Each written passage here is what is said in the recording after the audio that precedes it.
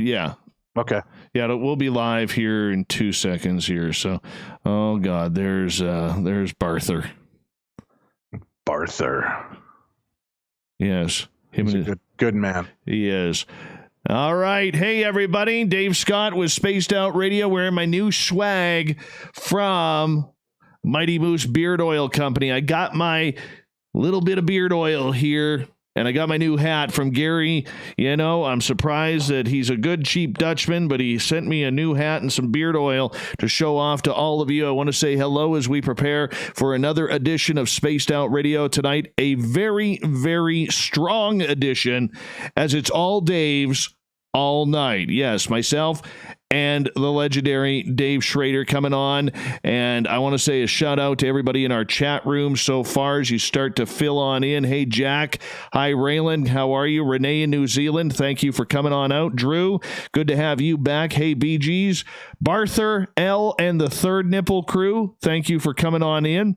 Asteroid, thank you for joining us. Brett, Greco in Toronto, great to have you here. Hey, Vins. And who else do we got here? Mala, Spookles the cat. Great to have you here. And yeah. Hey, Dave. How you doing, man? Hey, I'm doing great. Thanks for having me on. I know. It's going to be a lot of fun, man. I mean, you know, I honestly have wanted to have you on for such a long time here. But, I mean, we kind of coincided with each other's shows, and that just wouldn't work. It wouldn't work at that time, man. It just wouldn't. Yeah, it's always hard to do that. Although I will tell you, I had all hail the Bart. I was actually thinking at some point it would have been cool to simulcast both of our shows chatting together, so we're both appearing on each other's show simultaneously. But I walked away from the show Midnight in the Desert back on the 26th to kind of pursue the TV program and focus on my radio show.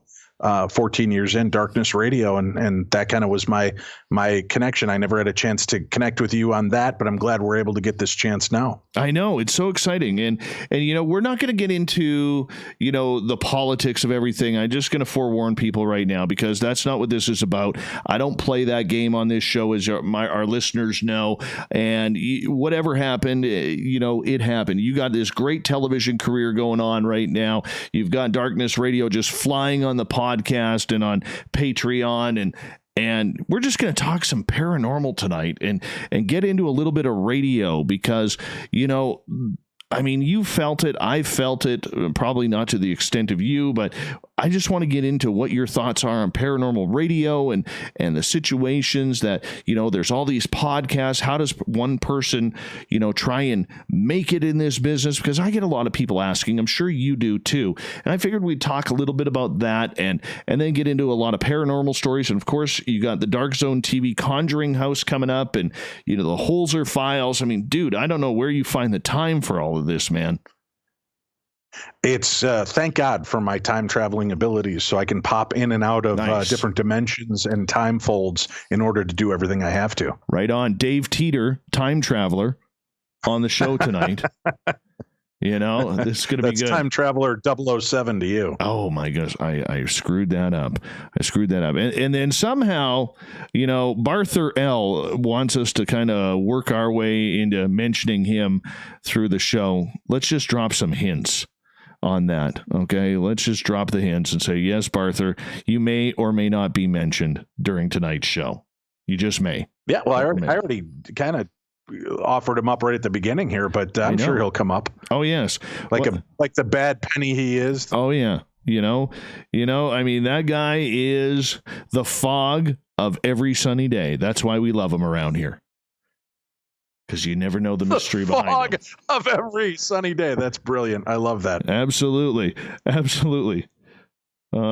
He says, I don't know, were you able to pull up the chat room there? Because he says, this does not seem right. Too many Daves. It's, you know, and in an hour for me, it's going to be 2 Daves tomorrow. Huh? Oh. See how that worked? 2 Daves. See? Yeah, you're Dave in the yeah, but you'll in an hour you'll be Dave in the future and I'll be Dave in the past. Yes.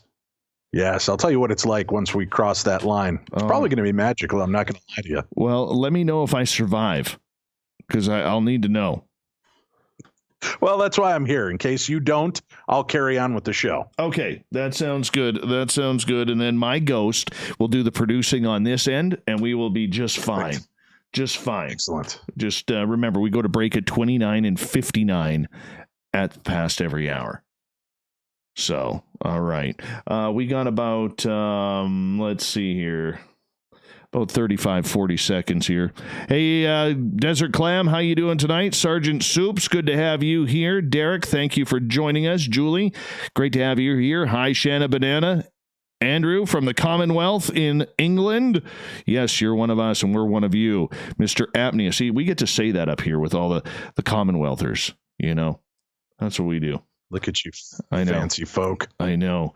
You know, it's almost tea time. It's almost tea time, so there we go. Okay, we are hot in about 5 seconds here, my friend.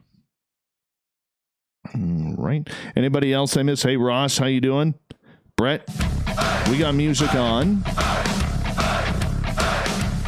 We're going to have a great show tonight, people. Remember, in YouTube, we have the super chat going. Great way to support what we do is to shop at our SOR Vault on our store, on our website. Join the Space Travelers Club. And, of course, I always accept thumbs up. Here we go.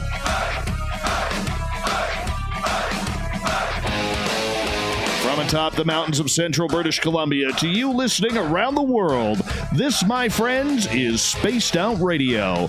I am your host, Dave Scott, sitting in the captain's chair of SOR headquarters. We welcome you to tonight's show, including if you're listening on our terrestrial affiliates across North America and digitally on TalkStream Live and Revolution Radio. If you want to take a listen to our archives, we have them free for you at youtube.com/Spaced Out Radio. Just do me the favor, hit that subscribe button. Our website is spacedoutradio.com, where we have a plethora of features for you, including Rockin' Out to Bumblefoot, reading up on Captain Shirk's SOR, Newswire, and much more. Don't forget to follow us on Twitter for the show at Spaced Out Radio and my personal handle at Dave Scott SOR. Tonight's show is brought to you by Chive Charities. Help make the world 10% happier by visiting Chive Charities today. You can find them on our website. He is one of the top broadcasters in this genre. He's a paranormal television star, and tonight, the secrets to his success. Dave Schrader is a longtime radio show host who focuses on the strange, fringe, and bizarre. He and his co-host Tim Dennis started off with Darkness Radio in 2006, which grew into a widely popular radio show across the United States. Yeah, he then became a fill-in host for George Noory at Coast to Coast AM. That is heard right across the world. Millions upon millions of listeners. More recently, Midnight in the Desert he hosted until just a couple of months ago. Dave now hosts the popular television show The Holzer Files, along with Darkness Radio presents Beyond the Darkness. He is an author as well, co-writing the book The Other Side, A Teen's Guide to Ghost Hunting and the Paranormal. We're going to learn all about Mr. Schrader here momentarily. Then at the bottom of hour number 3, I will bring you the SOR Newswire, brought to you by Paranoia Magazine. Mr. Dave Schrader, what a pleasure it is to finally hook up with you on Spaced Out Radio for the first time. I've been looking forward to this for a long time. How are you, my friend? I'm doing well, but can we back off on the you and I hooking up together thing? That sounds a little dodgy, I know. Scott. I know. I'm sorry. It's a Dave thing. You know, Dave, I do have to say this. As someone who has been there and done it all in the paranormal field, from successful broadcaster to successful television show, successful paranormal investigator, where do you find time for the little Daves in the world like us? Well, first of all, let me say, you have a phenomenal voice. What a great speaking voice, a great personality. And I mean, I know why you do what you do. You definitely have that calling. You have just a great flow, and it brings me right back to an Art Bell feel with the way that you opened up the program. So kudos to you, and congratulations for having such a fantastic program. Face for radio, my friend. Face for radio. That's what does it. I got to say it doesn't stop me from getting on TV, though. So the Face for Radio is now starting to transcend that market, man. We're about to take over. Well, I hope so. I hope so, because, you know, I got two things going for me: the Face for Radio and this whole Canadian thing. The accent throws off a few people, but that's all right. We're working on it. Dave, I got to ask you, there is a lot going on in paranormal radio. When you started back in 2006, podcasting was just becoming an adventure for people. Nobody really knew what it was. There was this entire genre that was bred and born out of that. And now everybody and their dog has their own podcast and so-called radio show, YouTube channel, everything going on. How has the market changed since you started, and is it for the better? Oh, wow, what a minefield. It's exploded. So there's a positive side to it. And I don't want to say negative, but there's an upside and a downside to all of this, right? When we started in 2006, there was just a smattering of people that were out there, like a Jim Harold, Ghostly Talk, Night Watch, Coast to Coast AM. And that was really all I was aware of. And we were coming into the marketplace in Minnesota. And I told my producer and co-host, Tim, when he said, hey, we've got this opening on Sunday nights at 11 to midnight. Do you want to do a radio show together? And we had done it together in college. I said, sure, let's get together. And he goes, what do you want to talk about? I said, how about the paranormal? We can kind of be the local lead in to shows like Coast to Coast AM. And he said, do you think we have enough to talk about?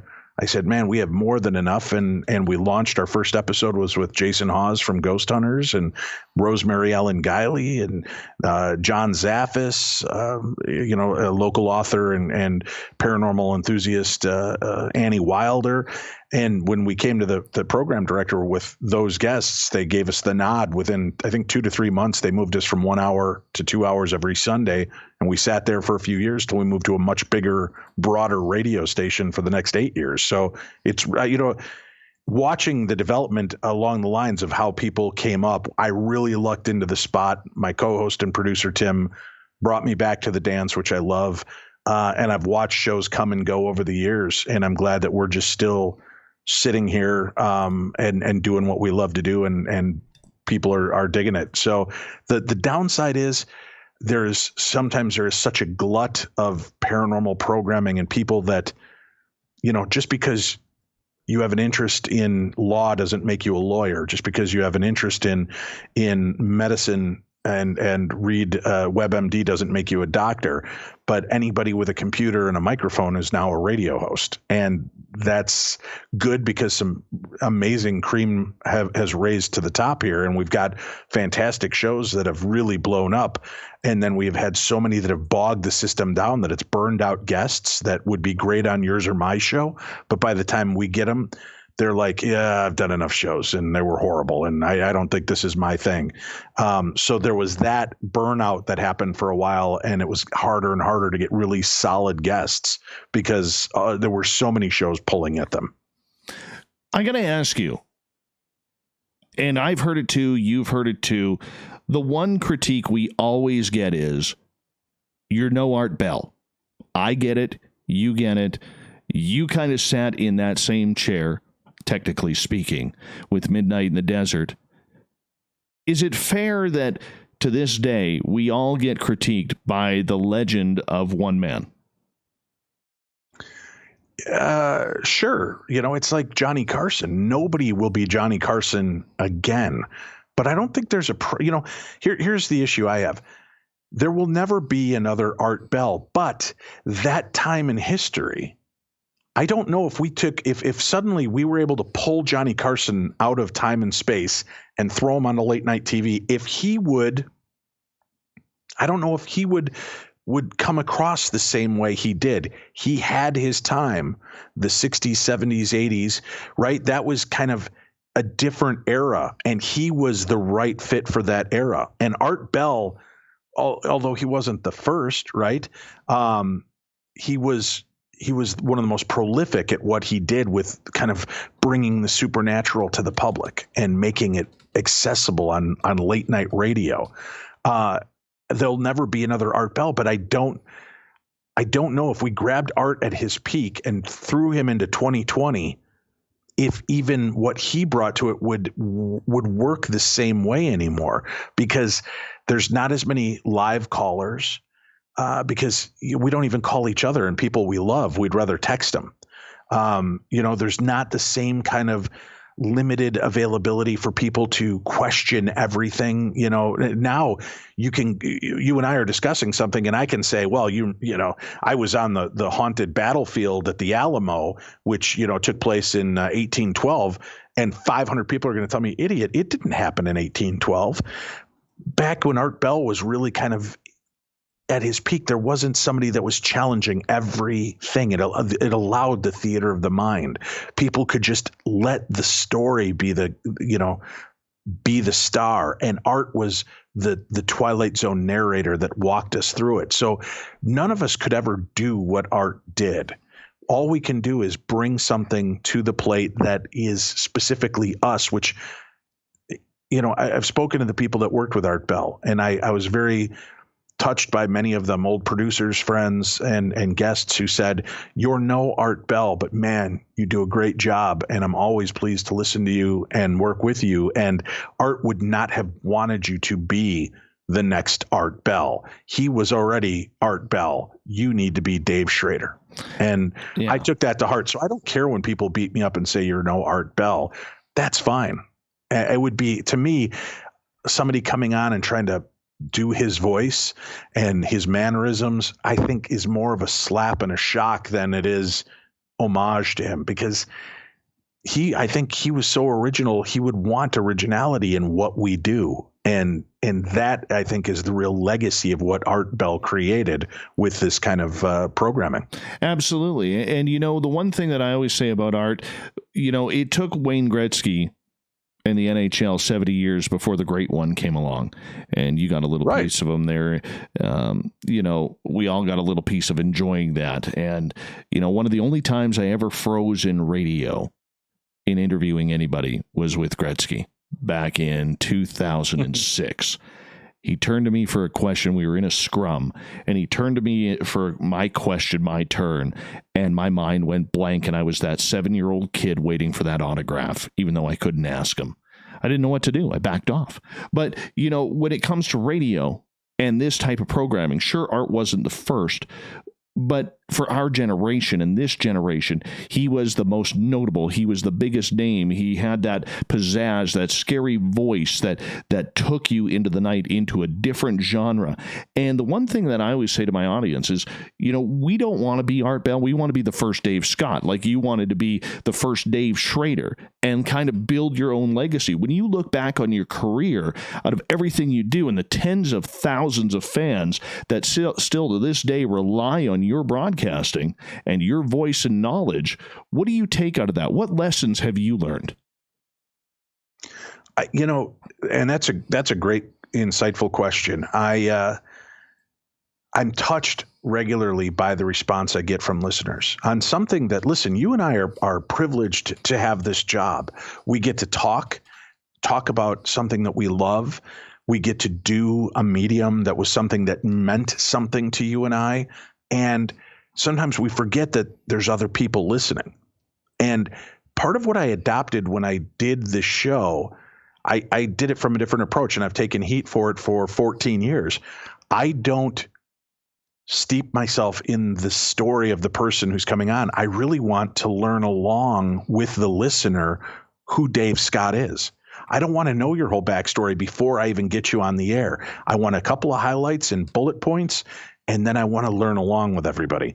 And I've taken a lot of beating for that, because they're like, "Oh, you didn't even read the book." Well, first of all, you know this as well as I do, hosting a nightly show. You can't read every book. You can't involve that deeply into each guest, because there's just not enough time in the day. But you can do a cursory overview and get a feel for it, and then take the conversation in the way that you can. And so that's been important to me, is in finding my voice. And to my co-host's credit, Tim, he had much more experience in radio. And I said, "How are we going to do this? Who's going to lead?" He said, "You're going to lead." He goes, "You can't have two captains piloting a ship. Otherwise, it's going to sound like The View. We're going to be talking over each other, interrupting each other. You lead. I'm here that when you have to rest your weary head, I'll step up and ask some questions. I'll help push the ship further." And that, to me, was a great moment. And I think that's why 14 years later, we're still blowing high on the high seas and doing what we can to keep the vessel moving. Art was a solo show, and Coast to Coast is a solo show with, side characters.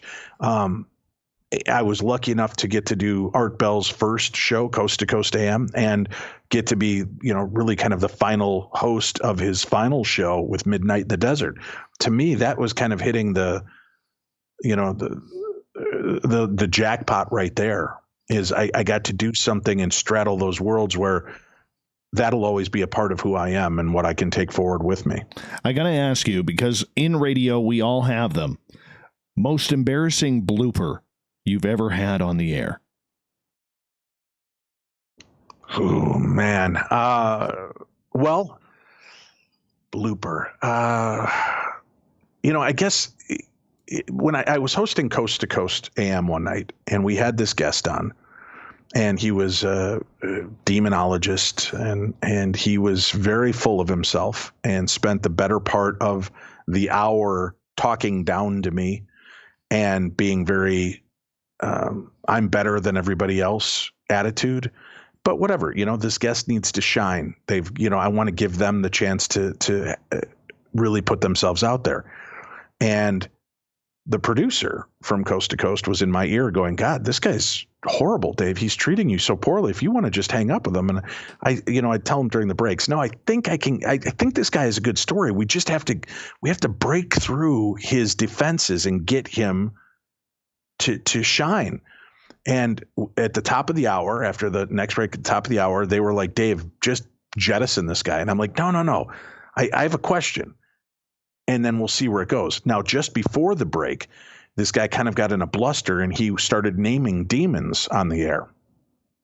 And you and I, we're not demonologists, we're not exorcists, but we both know enough that, according to legend and lore, you don't sit there and recite demon names because supposedly that gives them the power. That's right. And if you're reciting it over a radio show that has millions of listeners and then will go into the archives and be played millions of times, it seems like that could be a problem. So I just wanted to address that when we came out, and I didn't do it. In my opinion, I don't believe I did it aggressively. I just said, it came back. I was like, Dave, I'm just curious. Before the break, you started to tell me all this, and you rattled off like 10 demon names. I've always been told that by saying their names, it can really empower them. And, is there any concern on your part that by saying those names, giving that acknowledgement, and especially to a broad audience like this, who might listen to this over and over and play it over and over, by saying those names out loud, can it cause a problem? And he got very blustery and upset with me. And his response was not to try to talk about it or enlighten me. He just became boresome and, well, did you read this book on demonology? Did you read the Demonic Handbook? Did you read this? Did you read that? Well, I have. I've read them all. And when he got done blathering at me, I said, well, the one book you forgot was How to Win Friends and Influence People. Have a good night. And I hung up on him. And I said, hold tight. We'll be back with more Coast to Coast AM right after this. Beautiful. And I went to commercial, and my producer jumped in my ear and he said, that was effing amazing. Thank you. That was awesome. And I came back on, and that caused a petition, and you could still find it out there, the petition to get me kicked off the air. And it was a huge groundswell. I think 30 people signed it. So of the millions of listeners on Coast to Coast, we got 30 really agitated people that hated me enough to sign that. So kind of the blooper to me was I should have been better than that, and found a better way to end it. So to me, it was fun. It was evocative. And the producers on hand enjoyed it. Overall, the people at Premiere thought that was the wrong way to end that segment. I tried to explain to them. To me, it felt like I was watching George Noory's home, and he allows me to curate his home, and I wouldn't let somebody come in and bull rush and start knocking over tables and chairs, and I would boot them out for being like that. And I felt that this guy was being very disrespectful to me, to the show, to the sense of what we were there to do. And they disagreed. So that has always bothered me, that I felt like I let George Noory down and Premiere and Coast to Coast with that one instance. So that, although it wasn't much of a blooper, that would be it. I would say the only other blooper I could mention would go back to college. Oh, yeah. And I was on radio at KQAL. I had a late night show on Sundays from 10 p.m. till 2 a.m. And I know Barther, the great Bart L, will enjoy this. It was all slow music by request. It was called Sunday Night Softly. Oh, beautiful. And I used to use the online moniker as the Dark Night DJ. I didn't use Dave Schrader. I didn't want people bothering me. And they used to when I was Dave Schrader on the air. So I just went to Dark Night DJ and I do these deals and I talked real slow. And we've got another song going out by request. This is Dave Scott's request from the Eagles. This is Desperado, right? And I flip the switch and it starts playing and I sit back in my chair and this is what goes out over the air. Desperado, why don't you come off your fences? And I'm singing like that at the top of my lungs because I'm so tired of this stupid song. And before you start writing me hate mail, listen, when you have to keep playing the same song every week, it gets on your nerves. Desperado's a great song. It just was so campy to me. And all of a sudden, I see the light start flickering in the studio. Now, the light, as you know, only flickers when your microphone is live because you don't want it ring in the air. And I slowly looked down and I realized I left my mic on. So I was singing Desperado in that voice over the air. And then I flipped off my microphone and grabbed my phone to uproarious laughter from the other end going, dude, that's hilarious. Keep singing. And I nope, I'm good. Thanks. And hung up. That embarrassed the hell out of me for probably a good 6 months. Tell you mine. I'm on the air in Vancouver reading the sports. It's middle of the afternoon on a Saturday, and I'm going through the baseball scores. And I get to the Chicago White Sox. I forget who they were playing, Milwaukee or somebody like that. And I called them the Chicago Whitecocks on the air. 400,000 people listening. How do you butcher the Chicago White Sox like that?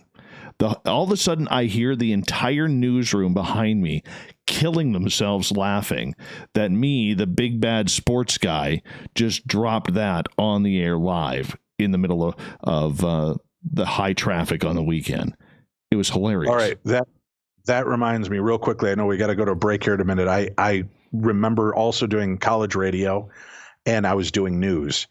And one of the girls that worked at the studio, who is a friend of ours, walked in as I'm reading the news. She flips her shirt up at us.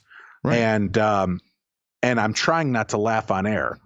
And everybody else is just breaking up in the newsroom.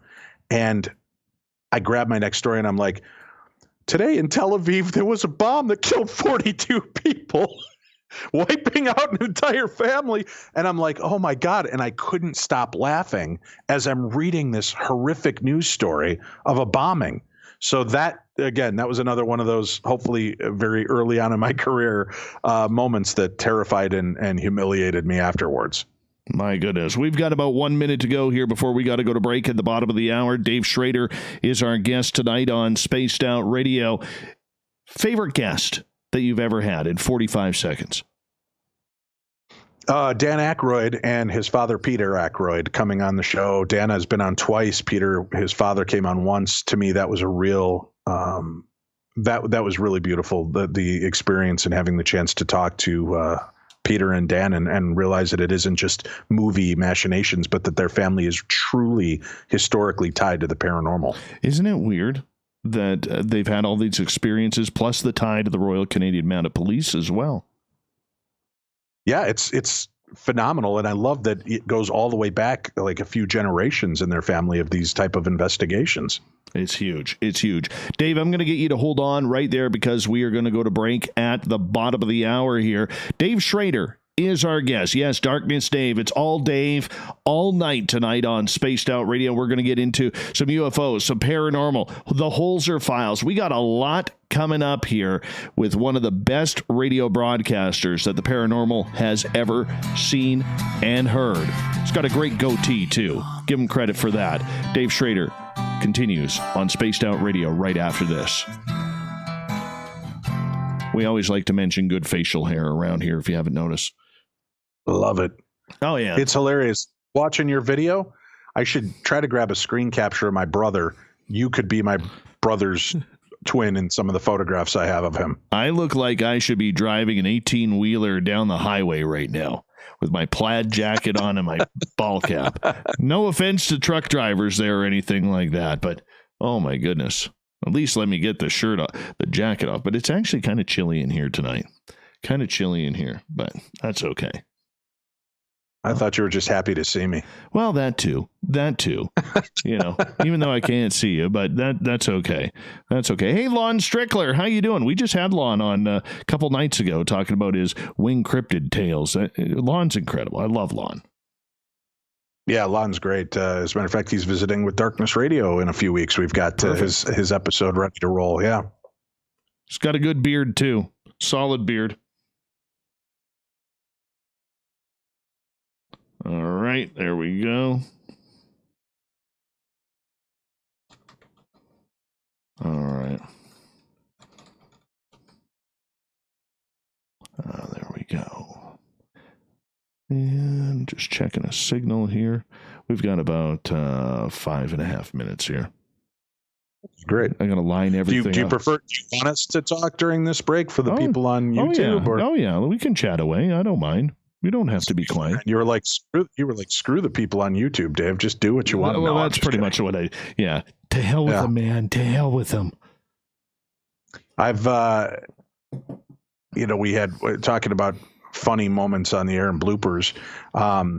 One night we had Chip Coffey on the air, and Michelle Belanger, who had replaced Chip on the TV show Paranormal State. And there was this big perceived spat that was going on between them, which was garbage. It wasn't really happening. People were, I know it's hard to believe, Dave, but people were blowing something out of proportion. No. Because he'd been replaced on the show. So what they didn't know is he was working on another show that he was filming called Psychic Kids, Children of the Paranormal. So I had them on, and I brought Michelle on, and I'm like, yeah, let's play up this fake hatred. And I guess she was so used to podcasts and not real radio, I should have been more specific to the fact that we are on regular FM 100,000 watt station with regulatory issues. And I go, so Michelle, I need to know, is there really bad blood? And she goes, Chip Coffey, that mother, beep. But she said it without any. And my jaw hit the floor, and my producer he had his headphones off because he was adjusting something and missed the beep. So it went over the air. Yeah. And that was a holy cow moment. Oh my goodness. My goodness. I had, just in case you ever interview Steve Istall about Bigfoot. Okay. Yeah, every second word is shit and everything like that, man. And I think I hit my dump button. I lost count at, I think, 54 times. Like it was. How is that even possible? I couldn't, and I'm on a 10-second delay with my dump button. I couldn't even catch him anymore. Couldn't even catch him. Wow. Yeah.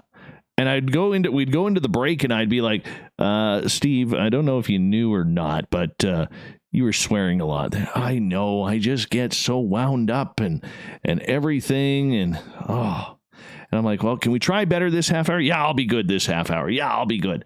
And then all of a sudden, that shit, that asshole, it was terrible. That's why I kind of like the breaks here on YouTube, because I can get a little bit of potty mouth in there and still have the clean version for everybody else. So that's all right.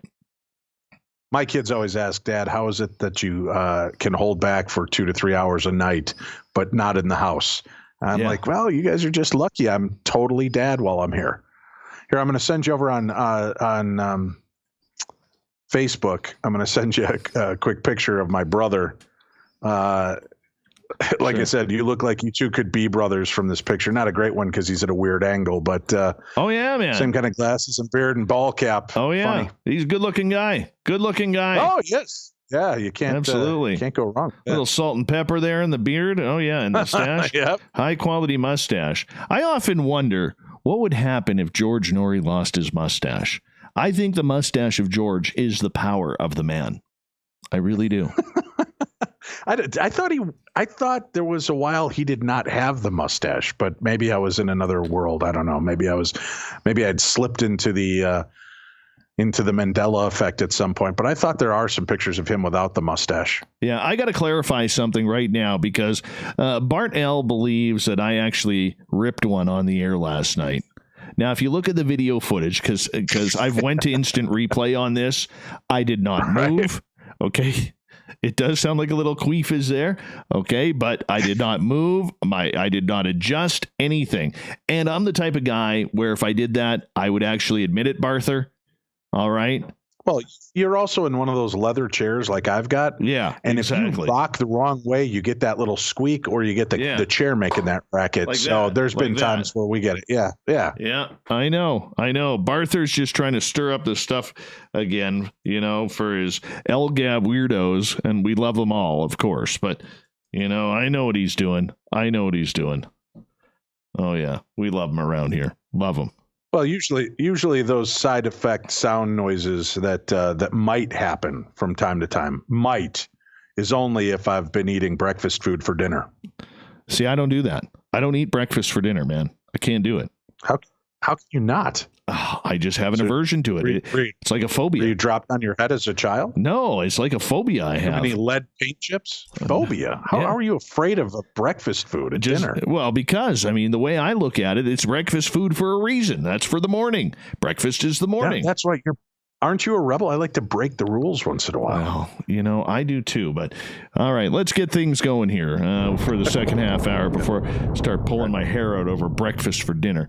All right. Super Chat is open, people, on YouTube. And a great way to support what we do is go visit our website. Don't forget to give us a thumbs up. Here we go. Welcome back to the second half hour of Spaced Out Radio. Tonight, I am your host, Dave Scott, sitting in the captain's chair of SOR headquarters. Thank you so much for joining us.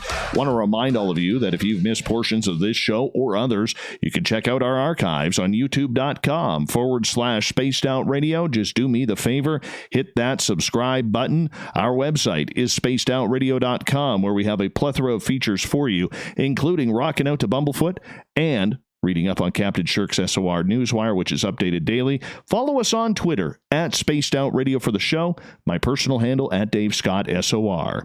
From Darkness Radio and Television's Holzer Files, we have Dave Schrader with us tonight. We're getting into everything paranormal. Why? Why not? The two Daves finally coming together, and I'm having a lot of fun here. I hope you as the listeners are too. Mr. Schrader, welcome back. It's my pleasure. Thanks for having me. Out of everything you have done in the paranormal field, through radio, the thousands of guests you've talked to, and through television, the people have you met, is there a story or a person specifically, or maybe two, that really stood out for you to this day after 14 years of doing this that really touched your heart? There's been a few that have impacted me along the way, telling these stories. And, you mentioned, we were talking earlier and I kind of got off on a tangent, which I know is hard to believe, but I was saying that, I really love hearing from the listeners of these shows and how you take for granted how you impact and affect people. It's, I forget that I'm talking to my best buddy and we're just having a conversation with a guest, and how people listening to the show might be affected. So it really touches me when I get emails and meet people in person that tell me how what we've done and said and the entertainment we've brought has meant something to them. So there's been a few times, like, talking to Dan Aykroyd, you've got to try to fight back the feeling of being in awe of this person that you've grown up loving and watching on TV and in movies. But knowing that, he came on my show the first year when we literally were as green could be. And he took control of the radio show. He gave us a great hour. And then, 3-4 years later, when his dad wrote the book and we reached out to him again, he said, I would love to do your show again. I loved the way you handled me before. And he came back on and allowed me to be the host this time. And we had a great back and forth and a conversation with his father, and his love and passion and curiosity for this field and the way he treated me with such compassion was great. So that's really touched me. I sat down across from Judith Very Baker. Yes. And Are you familiar with Judith? Yes, she's been on the show. Right. Judith is, she was in town. She came into our studio, sat across from me. And for those of you that don't know Judith, she was the lover of Lee Harvey Oswald. And, my birthday is November 22nd, and I was born 4 years after Kennedy was assassinated, but I've always had to share that day with this tragedy. And I was over the whole conspiracy thing, but to get a chance to talk to this woman, she came in with these scrapbooks and she showed me photographs and she showed me punch cards from their work that were signed by him and everything. She told me these stories, and it was the tenderness of her story. And it made me re-examine something that I had closed the book on years before in my own mind. And I walked away for the first time really believing that Lee Harvey Oswald may have had absolutely nothing to do with the assassination of Kennedy. That was the first time I even conceived of that possibility. And her story touched me the way she shared it. And, she talked about, she was just so candid. She was talking about how she and Lee were walking down this boardwalk at one time, holding hands, and he started singing this love song to her. And we went to commercial break and came out of it. And Tim, my co-host, started playing that song as our bumper music. And this woman fell apart in front of me. She just began sobbing. And I realized to her, this was all very real. And it opened me up to the experience even more. So that was an important part. And just having some people that have just come forward to tell us their stories, people that were terrified and felt like they would be judged or looked down upon for what they experienced, and writing to me afterwards and telling me how much it meant to finally get that off their chest, and the great feedback they got from people and the love. That's been part of it. So there's too many out there to even start to put my top 5 together. But I would say Dan Aykroyd and Judith Vary Baker were two that really kind of struck a chord with me that way.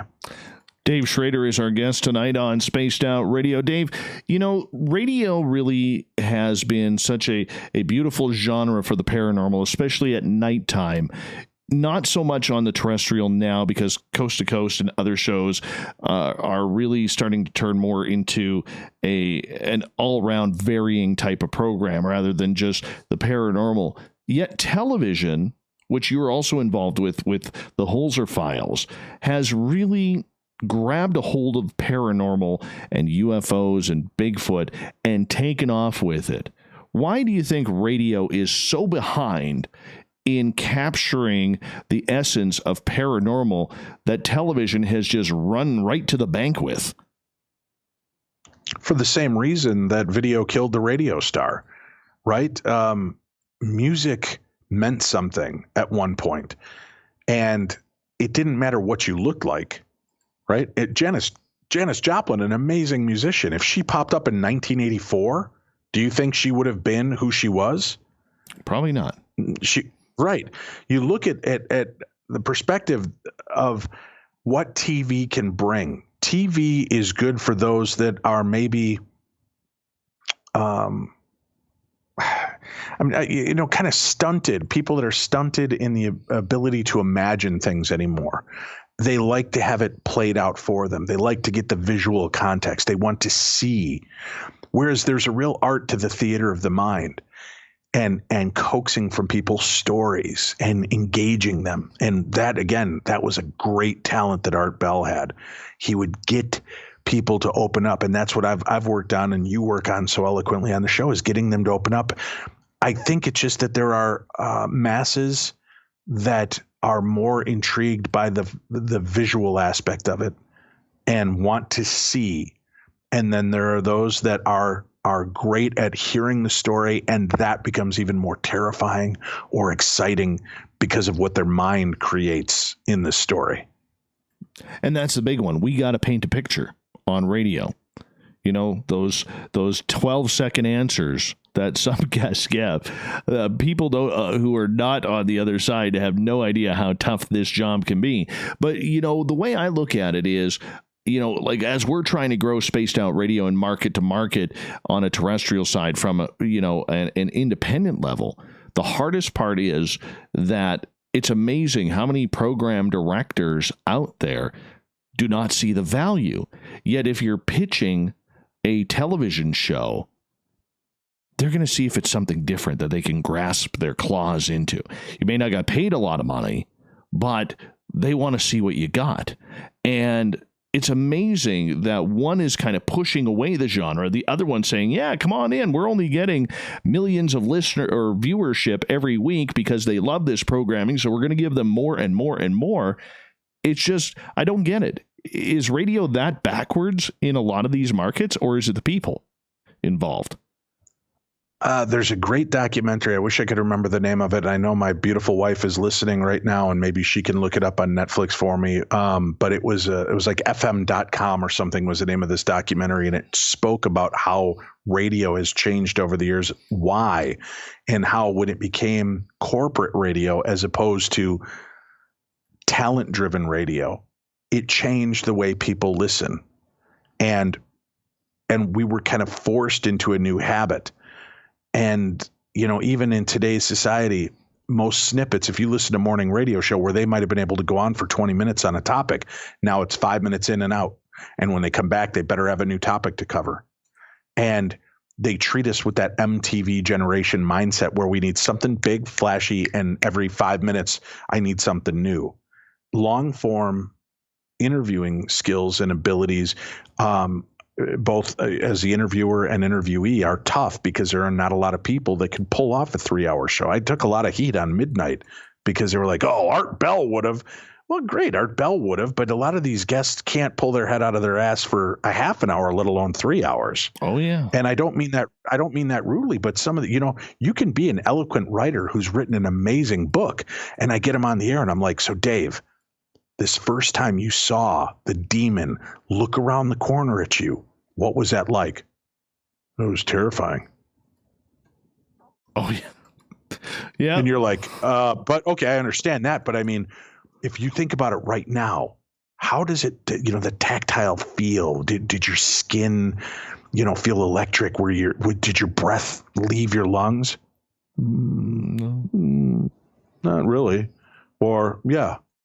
And you're like, oh my God, how did you write a 380-page book and you can't talk? So, you know, the long form, there are few guests that can do it really well, really, and keep people engaged and having fun and learning something along with you, and are willing to change up their voices so that the entire conversation is not like this. And yeah, Dave, I saw UFOs once in Trout Lake, Washington, and it was quite a spectacular experience. People phase in and out. They want to have something compelling and a back and forth. And that's, I think you can agree, you know, I mean, 14 years I've been doing this. I should be a dentist by now. I've learned to pull teeth so well. I know the feeling. Hey, we did a show on a street lamp UFO, a 23-second video. We got 2.5 hours out of. It was beautiful. That's great. It was beautiful. Right. And when you can get somebody that can do that, that's a really great lost art.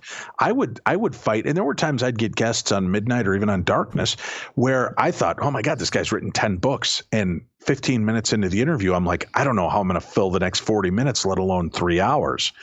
And then you get somebody who, you know, saw Bigfoot once for 5 seconds. And at the end of 2 hours, I'm thinking, oh God, I wish I had another hour with this person.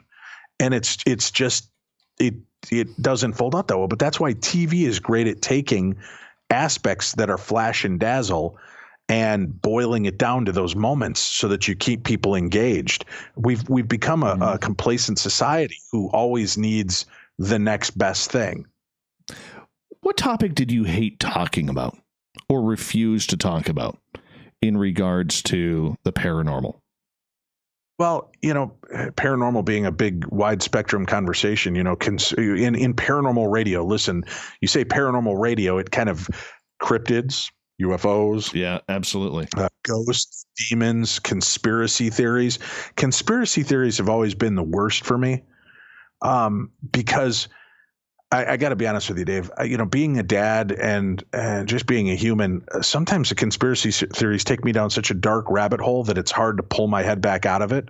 And I've suffered with lifelong depression and anxiety, so it's not a pleasurable experience for me to think about the fact that our government may be trying to kill us.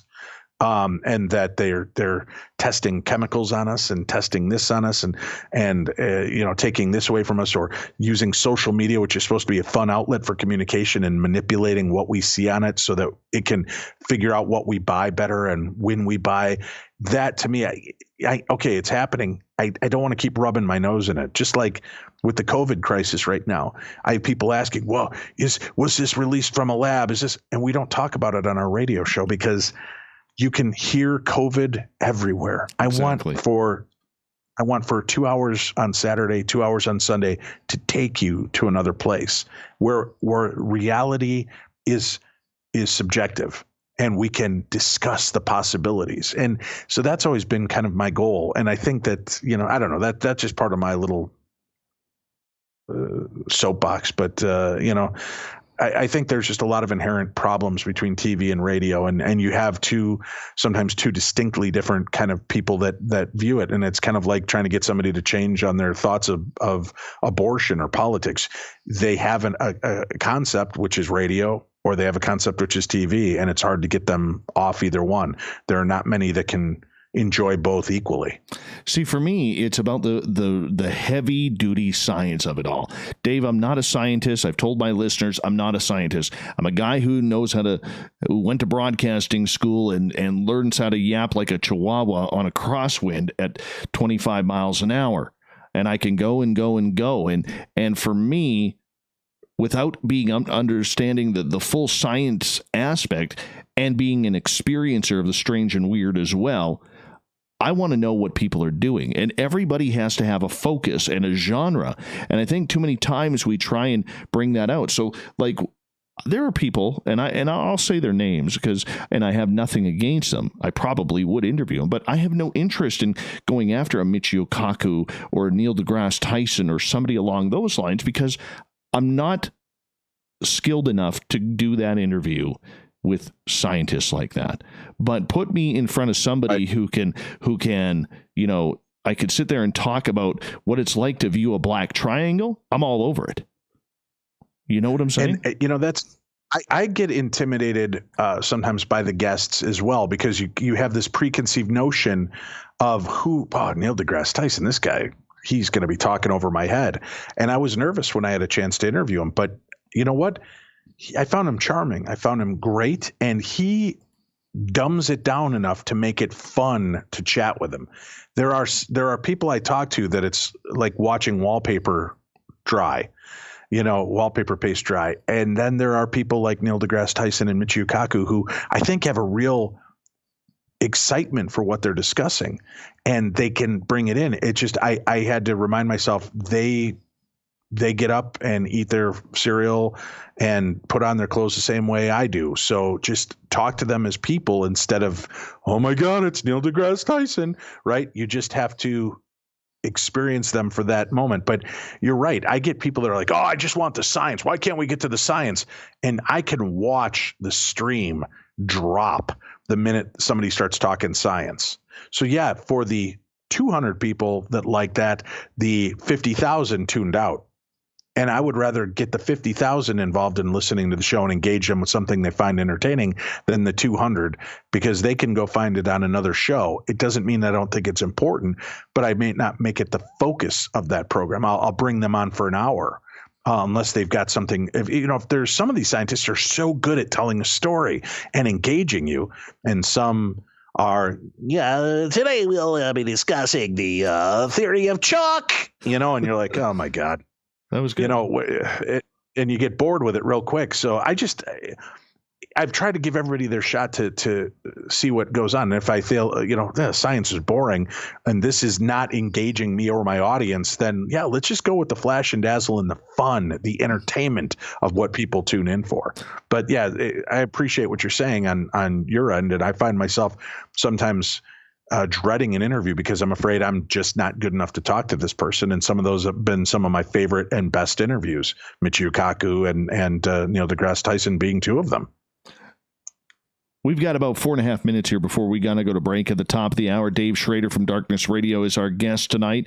on Spaced Out Radio. Dave, speaking of Neil deGrasse Tyson, he has taken a lot of heat over the last week over his stance on the UFO videos that came out. You're a gentleman who has interviewed him. He has come out and stated point blank he doesn't believe UFOs are here or aliens are here.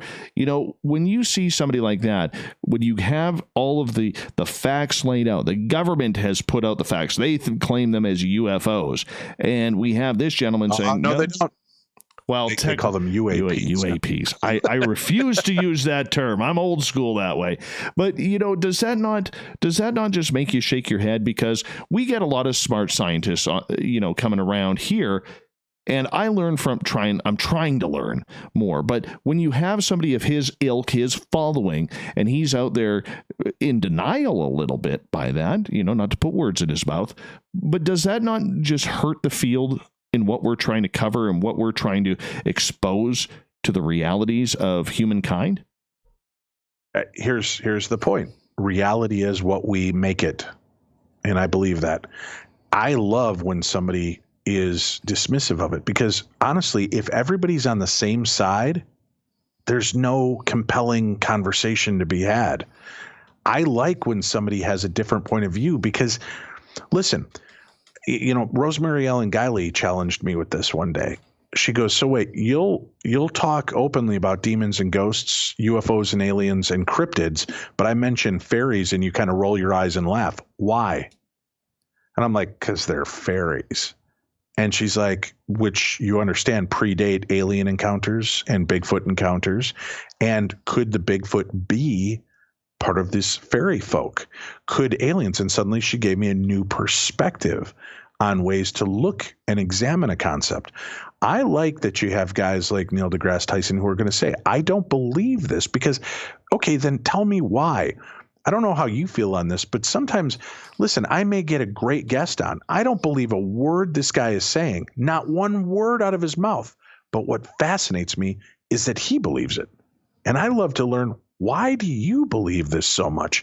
What does that tell me about who I'm speaking with? And I love those concepts. And there are times that it's easy to throw the baby out with the bathwater, but there have been shows that I've done, Dave, where Tim and I will be rolling our eyes, and you've got a lot of balls doing a video version of your show, because I think I would, I'm always afraid people would just watch me and be bored out of their mind, or see Tim and I rolling their eyes.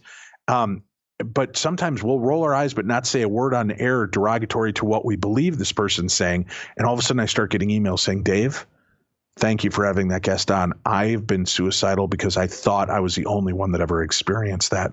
And now I know other people have. And I realized, wow, okay, so your reality is something different than mine. And it's okay that we explore these facets and allow everybody an equal voice. I hear you there. We got about 2 minutes here, actually more, about 90 seconds here before we got to go to break at the top of the hour. Do you believe then that out of everything you have done, and we're going to get more into the paranormal in the next hour with you, but out of everything that you've done, is there any more for you to accomplish on your own personal goals within the paranormal field? Oh, God, I hope so. The minute I hang it up, think I've seen it all and done it all, that's the end for me. I just did something really exciting about 2 months ago. I had a chance to take an ayahuasca journey, and that's something that terrified me and excited me and thrilled me all at the same time. And I did it, and it was life-affirming, life-changing. I loved every aspect of it.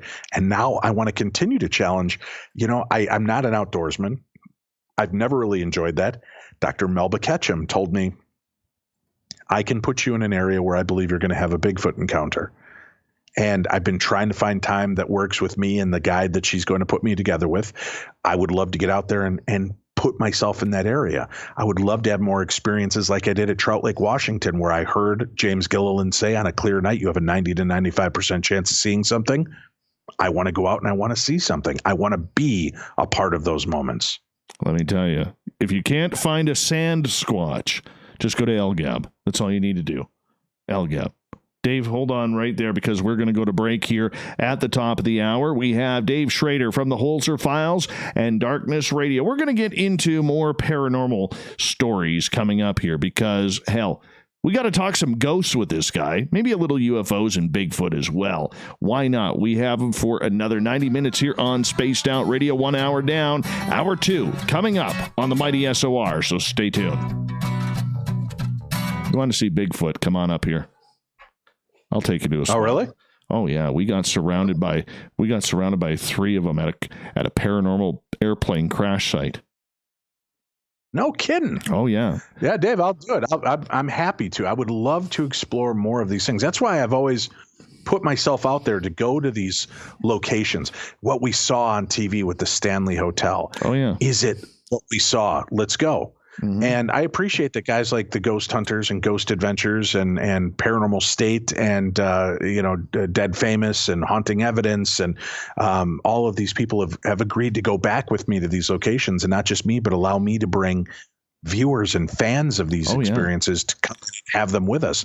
That gives me a sense of credibility towards these shows, because they're not afraid to go back and let others experience these moments with them. So I've lucked out, man. I've had a chance to see some of the most amazing places on planet Earth. Dude, I'll be right back and I'll finish that story. I'm just going to put the commercials on so you can sit quietly. I just got to run my dogs out. I'll be right back. So tune us in at spacedoutradio.com starting at 9:06 Pacific, 12:06 a.m. Eastern, where we can all get a little spooky together. Spaced Out Saturday nights right here at spacedoutradio.com.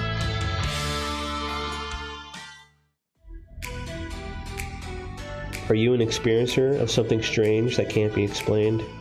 Do you want help finding out what's going on? I'm Ryan Stacy, head of the Experiencer Support Association, otherwise known as TESSA. We've teamed up with Spaced Out Radio to investigate cases filled out in the SOR Sightlines report. We are independent and there's no cost to what we do. All we need is your experience. Let's find out what's happening together on the SOR Sightlines report. Looking for creative ways to get your company out in the public? How about advertising on Spaced Out Radio? Our sales department is waiting to hear from you, and we can work around any budget. From commercial spots to banners to special promotions, there are many opportunities to get your name and product out to our SOR listeners. For a price guide and more information, please contact us at sales@spacedoutradio.com. Are you intrigued by Paranormal Talk Radio? You'll love the new Paranormal Radio app from TalkStream Live. You'll find a great selection of talk shows covering UFOs, ghosts, strange phenomena, and much more. Download the Paranormal Radio app now and start listening to the very best in paranormal talk entertainment, including the network you're listening to right now, the Paranormal Radio app, free in Google Play and the iOS App Store. The party is always on at the Moose Vancouver. The Moose Vancouver is where you want to be when visiting Canada's West Coast. Open until 2 a.m. nightly, the Moose cranks up the rock while serving some of the best rated food in the city. The menu starts at $6.95. Why party anywhere else in Vancouver when the Moose is right there? Get your horns up and rock with the Moose, the official party bar of Spaced Out Radio. For the price of one cup of coffee a month. All right, I'm lucky. No deer in the backyard. Hot damn. Finally, no bears, no deer, no cougars. I went outside one night to check to see if the northern lights were out during one of the breaks, because there were supposed to be northern lights out. I walk out, and so my studio's in the basement, and I have to walk through a couple doors and then go to my carport door, and I walk underneath my carport to the end of my carport, start looking up, and I get growled at by a cougar in my backyard. Yikes. Yeah, it was about 40 feet away. I didn't see it. I heard it. I got back in the house. But anyways, about 25 miles from where I live, Canada's largest unsolved mass murder happened. And back in 1965, an airplane was blown up in the sky. And the crash site is strewn all over the place. So my buddy Mike is like, I want to investigate this place. I'm like, sure, let's go. So in that area, excuse me, you have to go in armed because there's grizzly bears, there's cougars, there's black bears, a lot of things that don't like humans. And there's one road in and one road out, and it's not really a road. It's like an old ATV trail. And we get in there and Mike's doing his investigation, and afterwards we kind of walk in behind the crash site, and there's this big meadow, and my buddy Mark, who's our armed guard there, he's sitting at this boulder, and Mike and I walk across the meadow, and clear as day with our ears, we start hearing just like what you hear on at part of the Sierra sounds from Ronald Moorhead. All the samurai chatter stuff. Yeah, we start hearing that. And we yell back at Mark, did you say something? He's like, no, I didn't say anything. And then it happened again. So we walk back to the crash site, and Mike starts investigating at the end part of it. And about 70 yards in front of him, he starts hearing heavy footprints in the dirt. And he can't see it. He can just hear it. And as I go to call over to Mark, who's in a different area of the walkway, I watch Mark take his rifle off his shoulder. And Mark, to this day, and I'm not sure if he's still listening, he was in the YouTube chat earlier, to this day, like, he's an outdoorsman. He was he lived on Vancouver Island. He was a tracker of mountain lions, and this guy has been a hunting guide and a fishing guide, just very outdoorsy. All he'll say is, he'll go, I don't know what it was.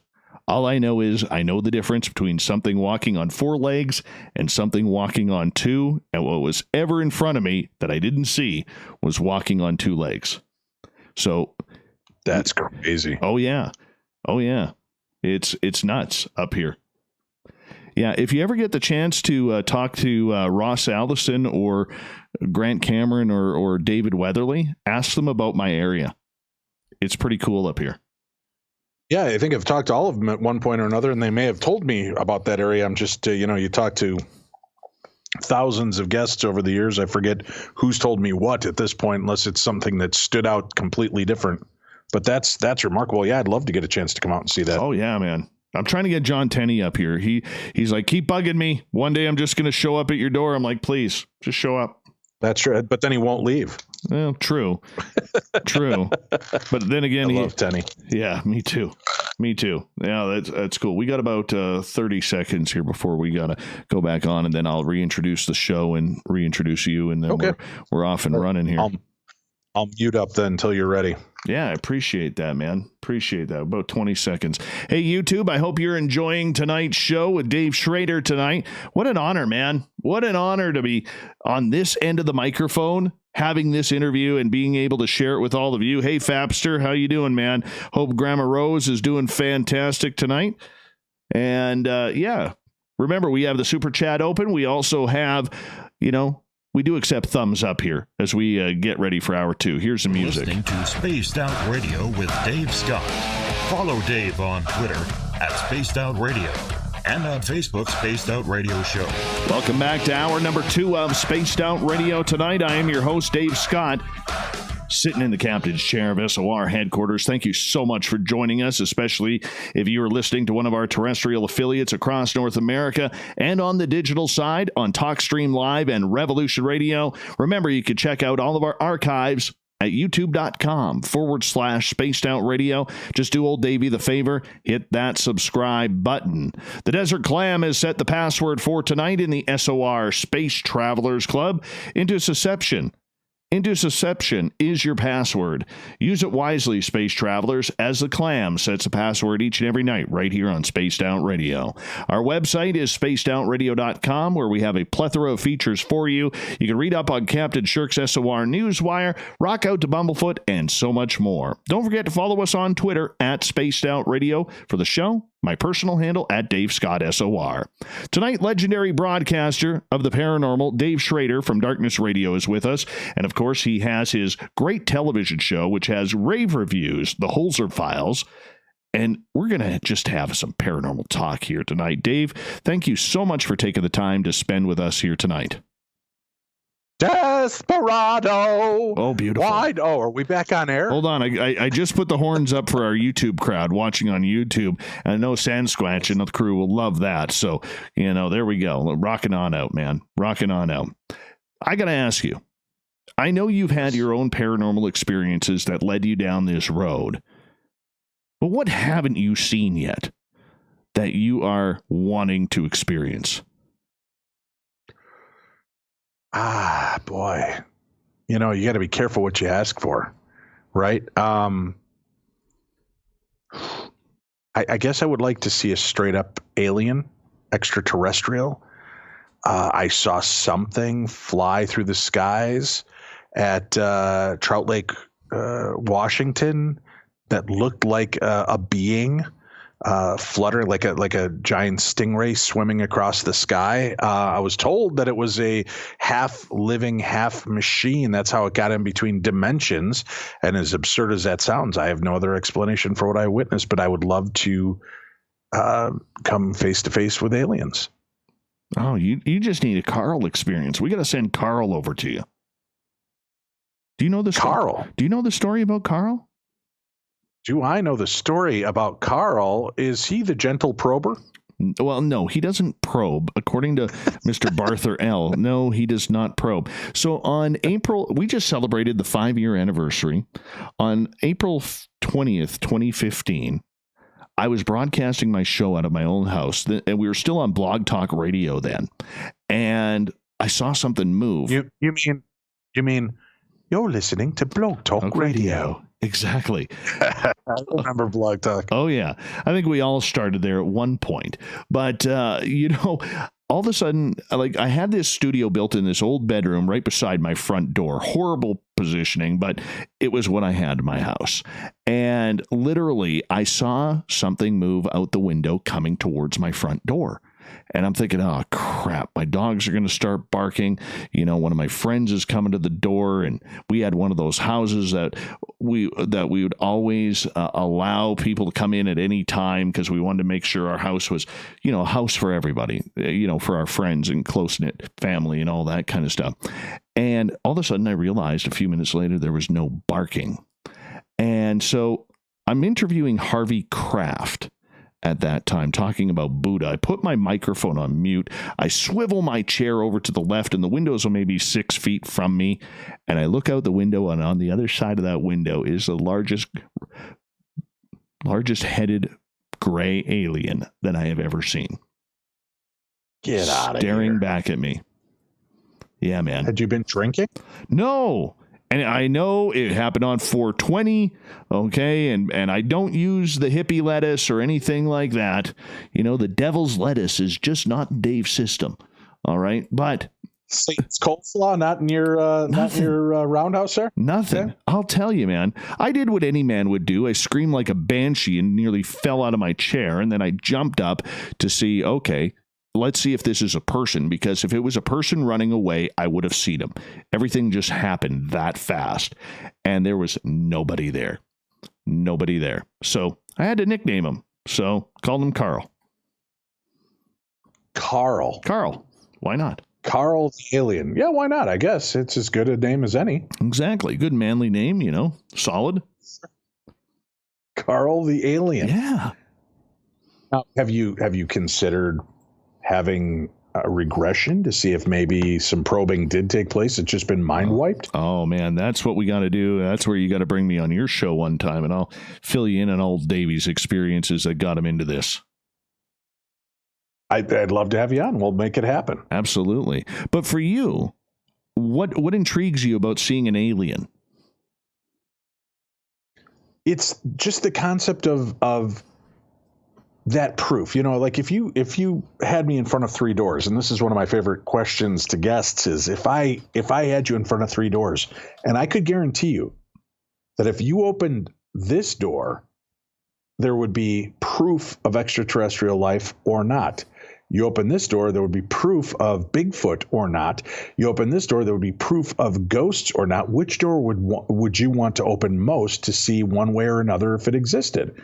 Alien would be mine, because I have a hard time believing that there's not intelligent life elsewhere. I just can't believe that source, God, the universe, whatever you want to give it the name of, would stop with one lowly rock with life on it. And there's been too many people that have had too many experiences from too many walks of life to just summarily dismiss it. But that would be my one aspect. I did an episode of Ghost Adventures where we went to this place called the Stardust Ranch. And I went out there. I wanted to, this guy made all kinds of insane claims that he had killed some aliens by driving a samurai sword through them, that he had, his wife had been molested by aliens and interdimensional beings, that across the way over this mountaintop, there was huge UFO sightings that took place. All of this taking place on his property. So during the investigation on the episode, Zach Bagans said to me, Dave, I heard that you'd be interested in being abducted. And I'm like, well, abducted is subjective, but yeah, I would like to go to outer space. He goes, well, but would you want to be abducted? I'm like, yeah, I guess I would. He said, well, what if we put you up on the mountain by yourself? And I said, all right, let's do it. And they brought me up there and they, set me up. And I said, well, here's my walkie-talkie and here's my cell phone. And they're like, why? And I said, because if they're truly this type of life, they're going to know if I've got a way to call for help. I'm on my own. I don't want a flare. I don't want anything. I want to be here and have an experience. To me, that was exciting. So much so that I was overlooking the fact that there are mountain lions and coyotes and rattlesnakes, and I was standing up on this mountain by myself. But I wanted to have the experience, and while we were there, they had a night vision light cannon set up over on the other side to mask the area I was standing in so they could film and see me, what I was doing, plus, the camera I had. And I was standing up there and I could hear distinctly the sound of something walking around by the light cannon. And I would use the night vision binoculars, but I couldn't see it because the night vision light was blinding it out. But I could distinctly hear walking around. They caught it on video. So I don't know what was up there with me, but it was an exciting moment. I'd really like to see that aspect. I believe in ghosts. I've had experiences. I've seen what I believe to be a Bigfoot. I would like to have this experience with an alien. Why do you think that so many people in the mainstream have such a tough time believing this with experiencers? I mean, there's still that mentality that the only people who believe in aliens and UFOs are the conspiracy theorists who work the night shift at the local corner store, and have no dental plan and have never made more than minimum wage. Right. And here's the deal. That's the image they have to paint and roll their eyes and huff and snort in righteous indignation. But the fact is, I have talked and walked with every walk of life on this planet, every religion, race, belief system, and I have spoken to housewives, to attorney generals that will on the side tell me what they've had happen to them. So they'll, that's ridiculous. Well, when I was a kid. And then they unfurl the story to me. So I think a lot of them are trying to convey a position of intelligence, of honor, whatever you want to bestow upon them, the title of, and they're trying to portray one thing, but most of these people have an experience they're willing to share. Politicians, police officers, lawyers, prison guards. And I just heard from I can't divulge anything other than this, from a jail that is having extremely weird paranormal experiences to the point like deputy sheriffs do not want to come to work because the activity is so off the charts.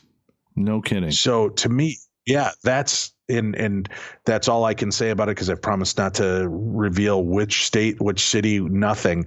But just hearing these stories, and I'm waiting to hear from somebody that's going to be looking over activity that's been taking place there and see if this is as legit as they're saying. But that's exciting to me. I love the challenge of exploring beyond the physical realm that we're used to see what really might be going on around us.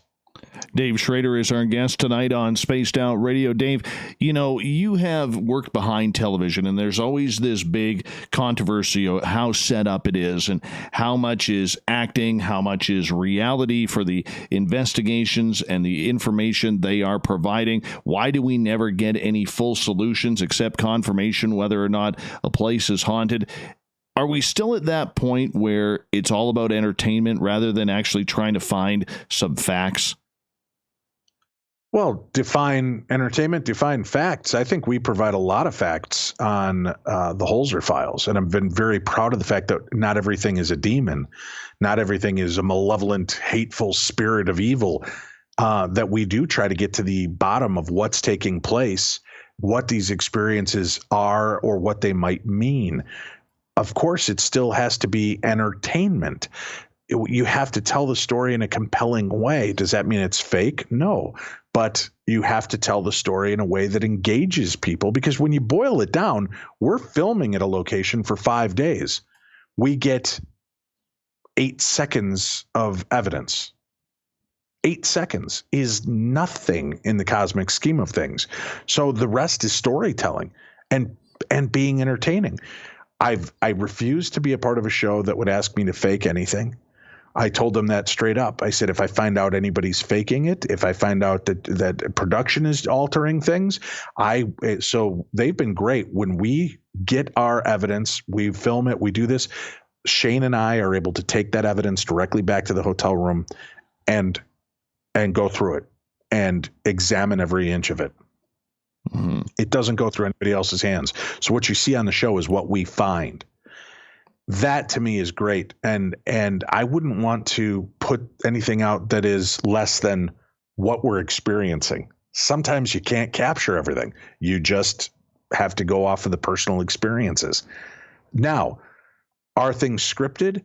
There may be something that we have to say to convey the story and do that, but it doesn't mean that any of it's fake. I mean, listen, when I'm going and knocking on the door and the door opens and the camera's already inside, obviously some of these are set up shots, but it's to get a more compelling view of what you're about to see.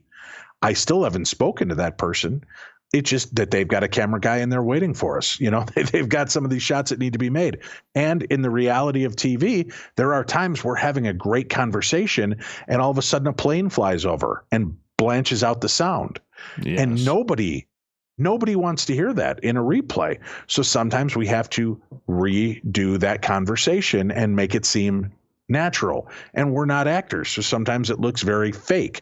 Because again, how do you recapture that lightning and excitement of what you just experienced? But you have to do it because it was compelling. It was a good conversation, and it caused us to maybe examine something a little deeper than we would have had we not had that conversation. So nothing has been faked. Do we refilm a few of the moments? Sure, because a mic might have dropped out. I might have reached up and scratched my chest, forgetting that my microphone is right there. And oh my God, did you guys see when that was terrifying.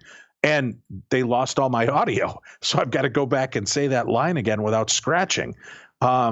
So those bits are canned, I guess, but they're not fake. They're just us redoing what we just said, but getting a cleaner take of it.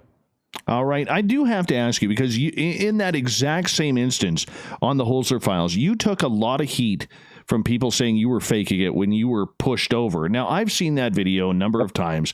To me, it looks completely real. It absolutely looks real, but everybody wants to jump on that's fake bandwagon. How real was that situation? And for people who may not have seen it, if you could describe it. All right. So we had gone to the Whaley House, and this was actually the very first episode we ever filmed. The Whaley House in San Diego, it was deemed by Hans Holzer, the legendary ghost hunter and investigator, as the most haunted house in America. So it only made sense that we would start at one of his biggest, most well-known cases. I rolled my eyes and I thought, God, this place has been beaten to death. Do we really have to go in? Is there anything new to learn? And they're like, well, but it's an important part of his story. We need to go there. And I've been hearing for years, Dave, people claim to get scratched or pushed or bit or shoved or their hair tugged. I've never had anything like that occur to me in 14 years of investigating. So to go in, we're trying to examine this story, and we start uncovering new things. And I push a little bit with the docent, and we start to get letters and see things that nobody has ever seen on any of the paranormal shows, including the fact that the Whaleys themselves were sharing letters back and forth while they lived there. I'm reading these handwritten letters where they're talking about the haunting that's taking place while they live there. Most people think it's the Whaleys or Yankee Jim. And we're suddenly thrust into this information and getting all this great. We start realizing the deaths that took place there before it was a house. We start hearing the horrific nature of who was killed and why. And as I start needling one of the spirits, trying to figure out if this is who did it. And one of the daughters, Violet Whaley, had committed suicide by shooting herself. And I was pushing. I said, Juan Verdugo, are you the one that pushed her to shoot, to kill herself? And Dave, my hand to God, the sound of a gunshot went off in the house. And we all jumped. And I was like, what the hell was that? And we were running recorders. I said, did we get that on recording? We went and checked out and couldn't find any source. Nothing fell. There was nobody else in the house, nobody nearby. It was in that house. It sounded like a gunshot. So we start playing back the recorder. And as I'm calling out Juan Verdugo over and over, because we play it 3 or 4 times, I'm standing there in the dark with Cindy off in front of me to my left. Shane Pittman, our tech, is off to my right. And as we're doing this, you got to remember, it's really dark in this room. When it first happened, I truly thought what had happened was one of the cameramen was coming around me in the dark trying to get a good shot and tripped and fell into me with the camera because it was that heavy of a hit. So when you see me hit the ground and I turn around, I was half pissed off because I'm like, Jesus, pay attention. You've got a night vision camera. We can't see. What's your excuse? And I pivot and there's nothing there. My brain couldn't comprehend what the experience was that just happened to me.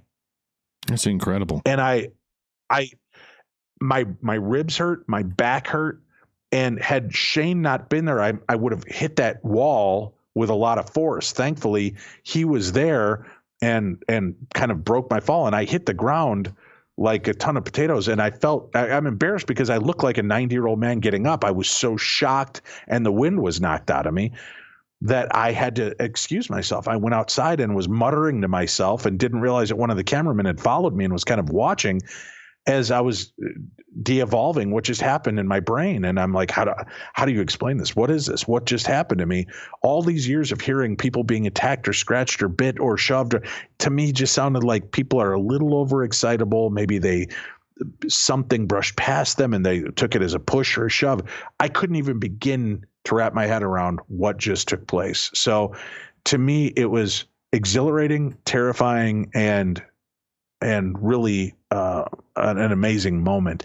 I realized what we were dealing with and hey, we just pulled something out of the darkness. We gave it a name after all these years, and it didn't like it. It didn't like that we were mucking about and poking and showing some disrespect. I don't think it was a demon, Dave. I don't think it was a malevolent, bloodthirsty ghost, but I think that it was something letting me know, don't be a pompous ass. And it was basically giving me a good old fashioned shove to just let me realize where the real power was.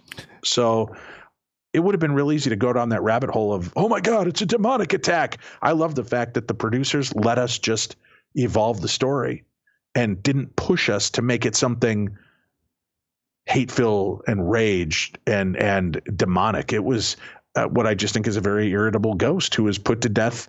And for those of you that watched, I don't want to give too much away in case you haven't seen the episode, but there was a death that took place that involved Mr. Whaley.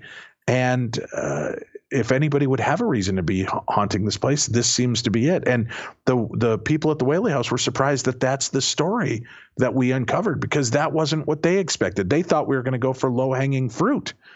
And we found something totally different. Was that the first time that you had been violated by a paranormal entity? It was the second time at the same location. Weird. One did not make it on the air.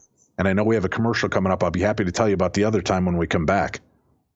Well, we got about 45 seconds here, and I have to say that I appreciate you clearing that up, because I think for a lot of people out there, we all think, there's a lot of people out there that think, Dave, that this is staged, this was something, and to hear the passion in your voice tell that story, I think it's very easy to say that there was no way that this was on purpose. That's for sure. It shocked me, completely shocked me, and threw me off my game. Yeah, I don't blame you. Dave Schrader is our guest tonight on Spaced Out Radio. I know we have a few audience questions building up in our chat rooms. I will pass them on to Dave in the next half hour for him to answer. So please bear with me on that. And of course, Dave is one of the stars of The Holzer Files on television, which documents a bunch of cases from the first real American ghost hunter, Dr. Hans Holzer. And of course, he is the captain of the darkness with Darkness Radio. Dave Schrader continues with us on Spaced Out Radio right after this. I'm going to send you a cool photo here. Cool.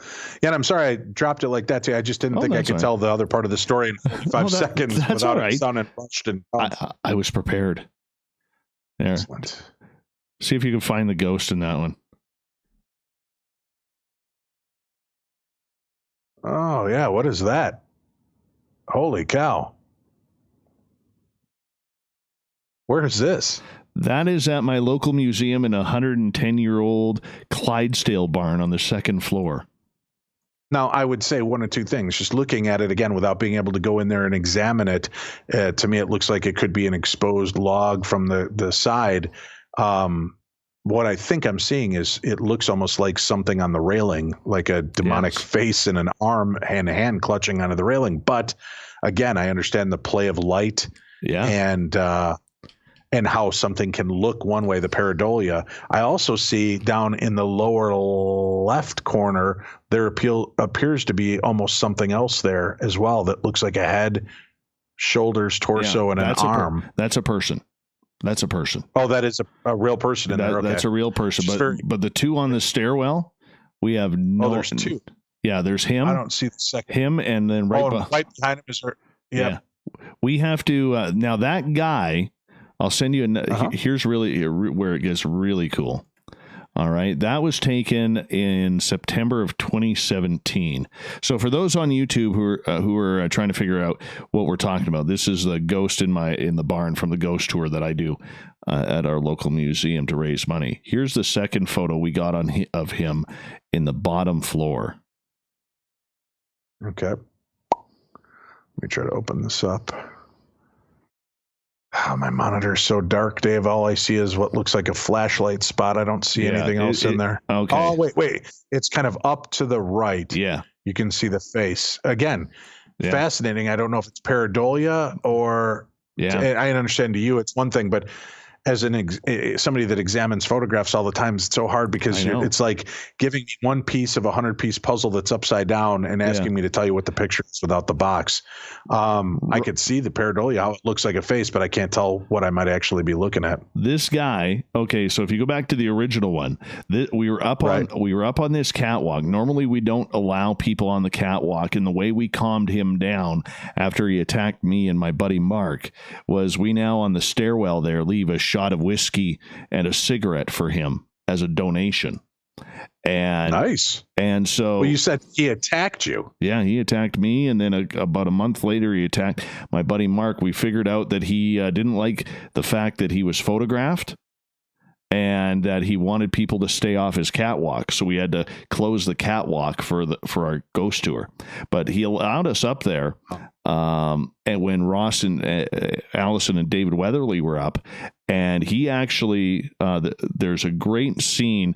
We missed him where the camera didn't pick up him because I was walking with the camera, but Ross saw this guy charging at him on the catwalk, and Ross screamed like a schoolgirl. Freaked right out because he literally thought he was going to get shoved off the walkway. Wow. Yeah. Man, I'd love that. I got to come out there. You'll have to show me around for a few days because I'd love to see and experience some of the stuff. Yeah. Oh, yeah. I'm trying to see if I got any other. Here's an interesting handprint from the museum in the snow. My buddy Mark wasn't feeling good inside the house. And so he goes outside. Look at that. So he goes outside to get a breath of fresh air, and he looks down between his legs, and that handprint is sitting there like weird. Oh yeah. Wow, very cool. All right. What else we got from up here? Let's see what we can find. I got some other stuff here. I'm just gonna find it here. within all these photos. That might be it in this one. Oh, yeah, we actually, believe it or not, we caught, here's a couple ghosts in the window from another building. You're driving people crazy. And I know. You're driving people crazy in the chat room because they're like, can you show it in here, Dave? We want to see it, Dave. Yeah. Michael says, if Dave Scott becomes a ghost, leave him a 2-liter Pepsi as a tribute. Absolutely. See, it's got to be a 2-liter bottle of wild cherry Pepsi for me. I have higher standards, apparently, Dave. Even though I'm on cream soda tonight. Normally, I've got the Pepsi going, but we actually that weekend, my buddy Mike, who was in the force, he was with Ross and David and a couple other people, and they were Mike and his crew had been taking photos with their SLS camera all night long, and when they went through the evidence, they took about 500 pictures that night, and right in the middle, they were there was one that didn't flash purplish pink. So they zoom it on in, trying to figure out why. And in one of the doorways, you clearly see the head of an alien standing there in the doorway looking at the camera. And so we did all these tests. I've done so many tests in that building. There's no place on the wall where this there would be anything in the wood, like knots or anything like that would show his eyes. It's just phenomenal. We can't explain it. Speaking of SLS camera, I've got a really cool piece of video that I captured from the Belvoir Winery in the old Oddfellows Asylum in Missouri. And I'll shoot it over to you, and then I'll shoot the link to people in the chat room to take a look at as well. But this was one of the more compelling, interesting pieces of video that I've ever seen from the SLS, because this thing is responding to me. Wow. Yeah. Oh, yeah. Look at that up in the window. That's pretty creepy. All right, my friend. I will put you on hold. We're going to get back to the show as we start the second half right now with some great music. Here we go.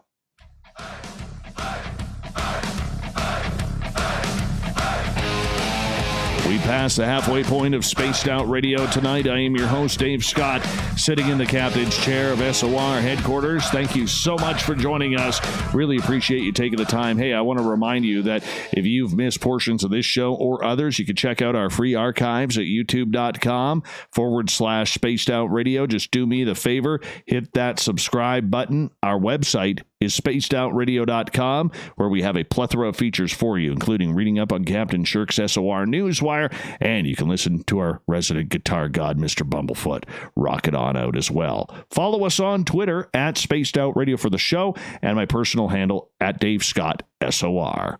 We continue the talk of paranormal tonight with legendary radio host Dave Schrader, formerly of Midnight in the Desert, formerly of Coast to Coast, and currently the man behind the darkness, as well as the Holzer Files on television. Dave, welcome back to the show. Thank you very much for having me. I appreciate being here. Legendary. I'm going to see how many times I can get legendary in with you. I could never get tired of hearing you say it, so you try to squeeze it in as many times as you possibly can. Just make sure you remind your beautiful wife, Winnie, when the night is done, that you are legendary.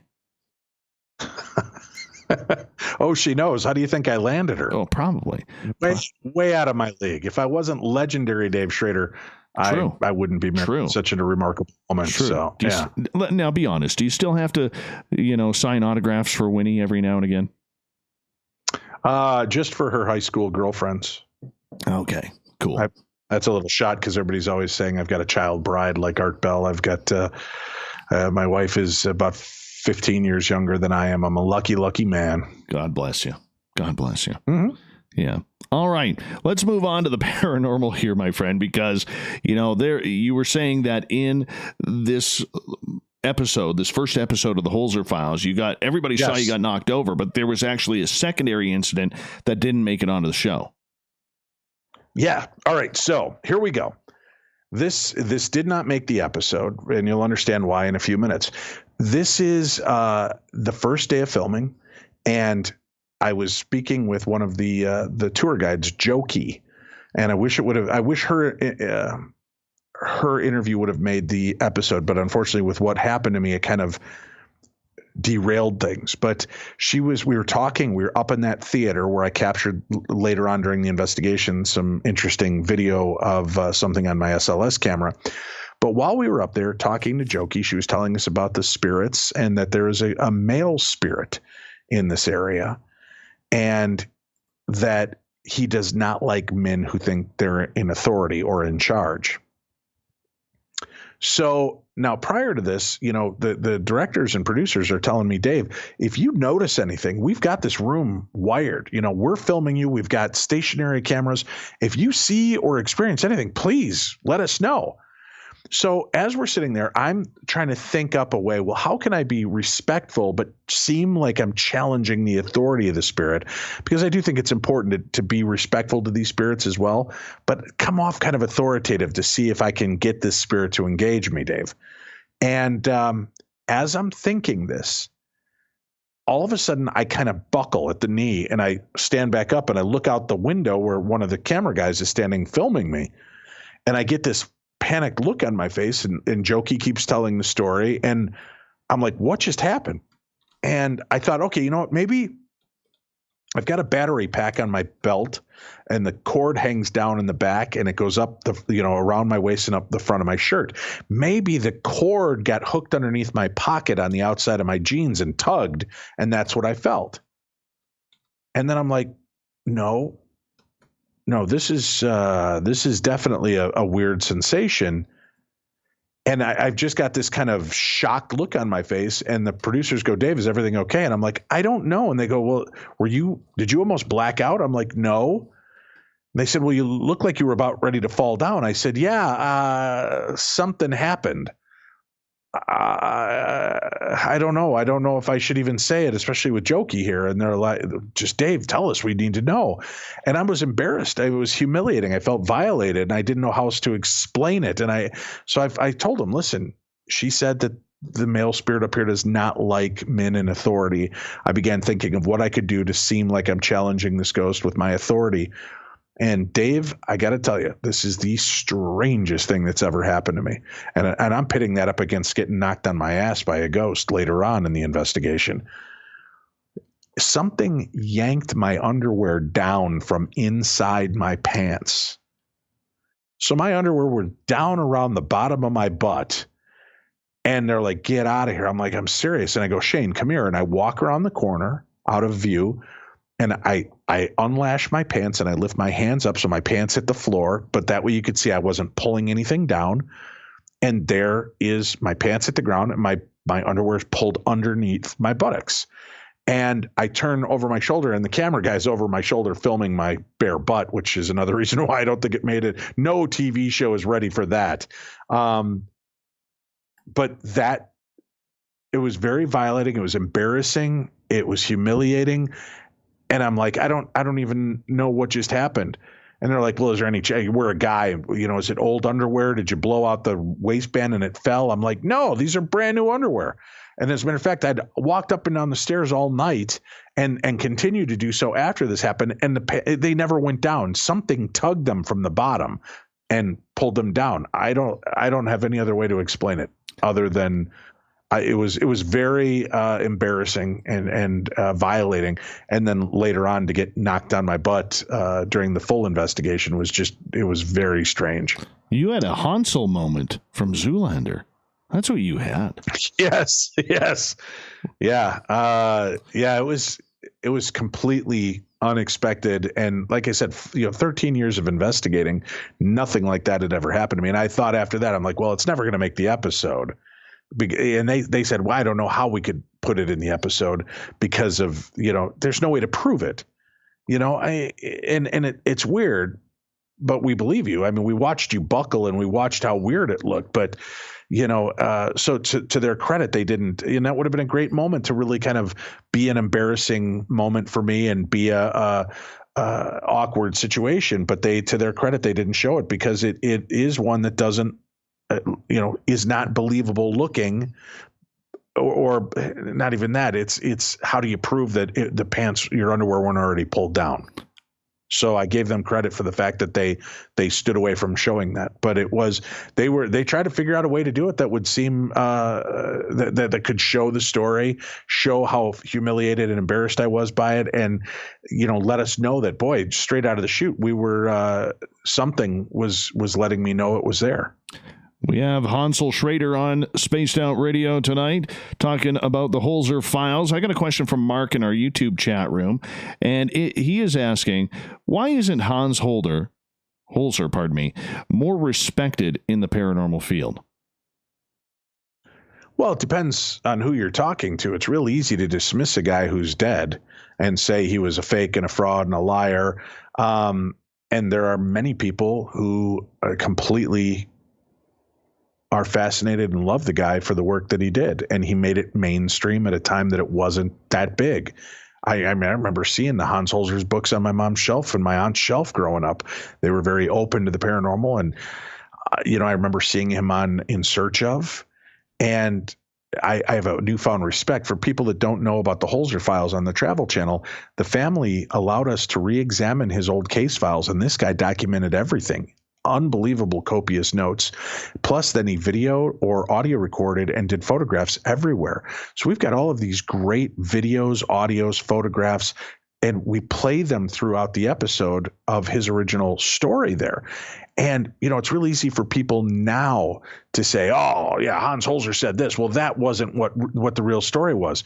But what they forget is he wrote this book 40 years ago. And Dave, what he was going off of was the history given to him by and I'm using air quotes, the historians.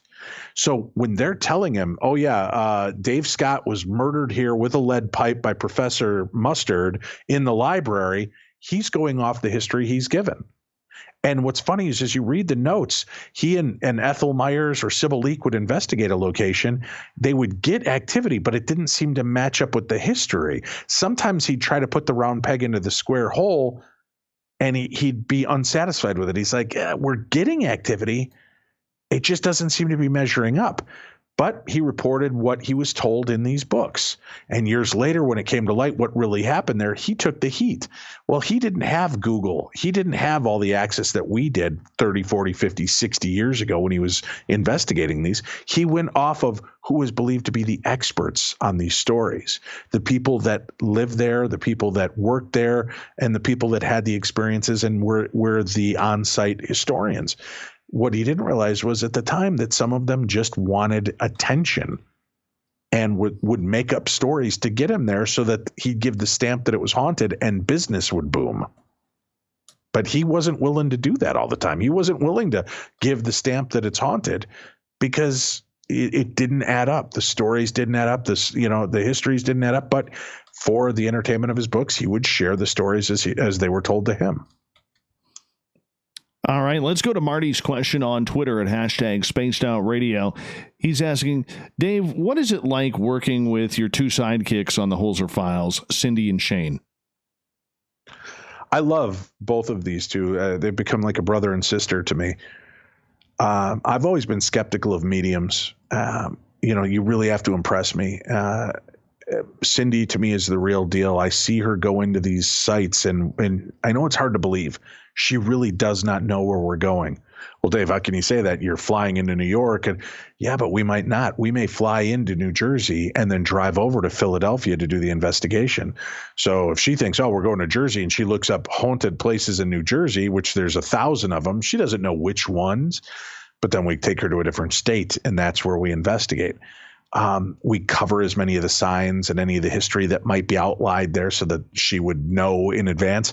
We're very cautious. And I've watched her go in, start picking up on things as I'm reading through Hans Holzer's original files, and she's hitting details that are unbelievable. And then sometimes she hits stuff that makes absolutely no sense to me and makes me start to question the whole thing until we start digging deeper.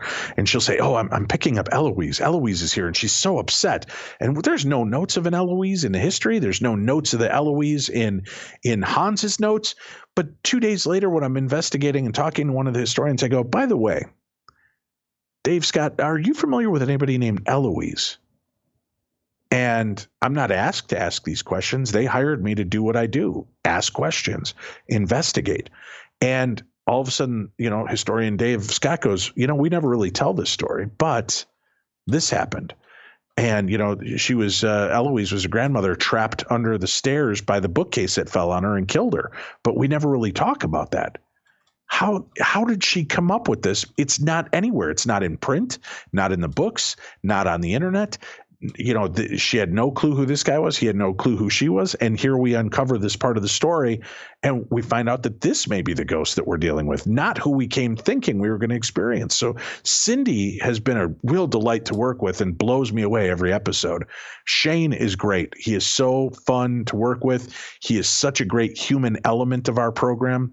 And, he takes a lot of heat because he seems so jumpy. Well, he's only jumpy on rare occasions when something really weird happens. And I anybody watching that tells me that if I put them in a dark room, they're not going to be unnerved when something grabs at them or moans near them or whispers their name is full of malarkey. Everybody's going to jump and act weird. And I'm the investigator. I'm the one that does all the questioning of the guests and the experiencers and the historians. So I'm kind of your link to that history. Alexandra is the link to her father and his history. Gabe Roth, our investigator and our researcher, is the link to the information. And Cindy is our link to the other side. Shane plays such an important role because he is the link to the audience.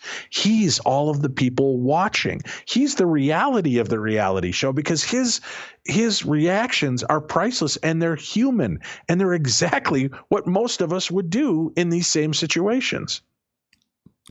Amazing. And the psychic mediums out there, I mean, the ones who are quality, the ones who are just able to pull something right off of their head and it matches just verbatim. You often wonder, how the heck are they getting this information? Do you still have those questions when working with Cindy? Oh, certainly. And I ask her, and you got to give her credit. Listen, when we're standing in a cemetery at the gravesite of this person. She's got spirits from all these other. How does she cut through that and get right to here? And sometimes it's very hard for her because so many spirits are tugging at her to try to get a story out, and she has to keep focusing, and it can be so distracting and wearing.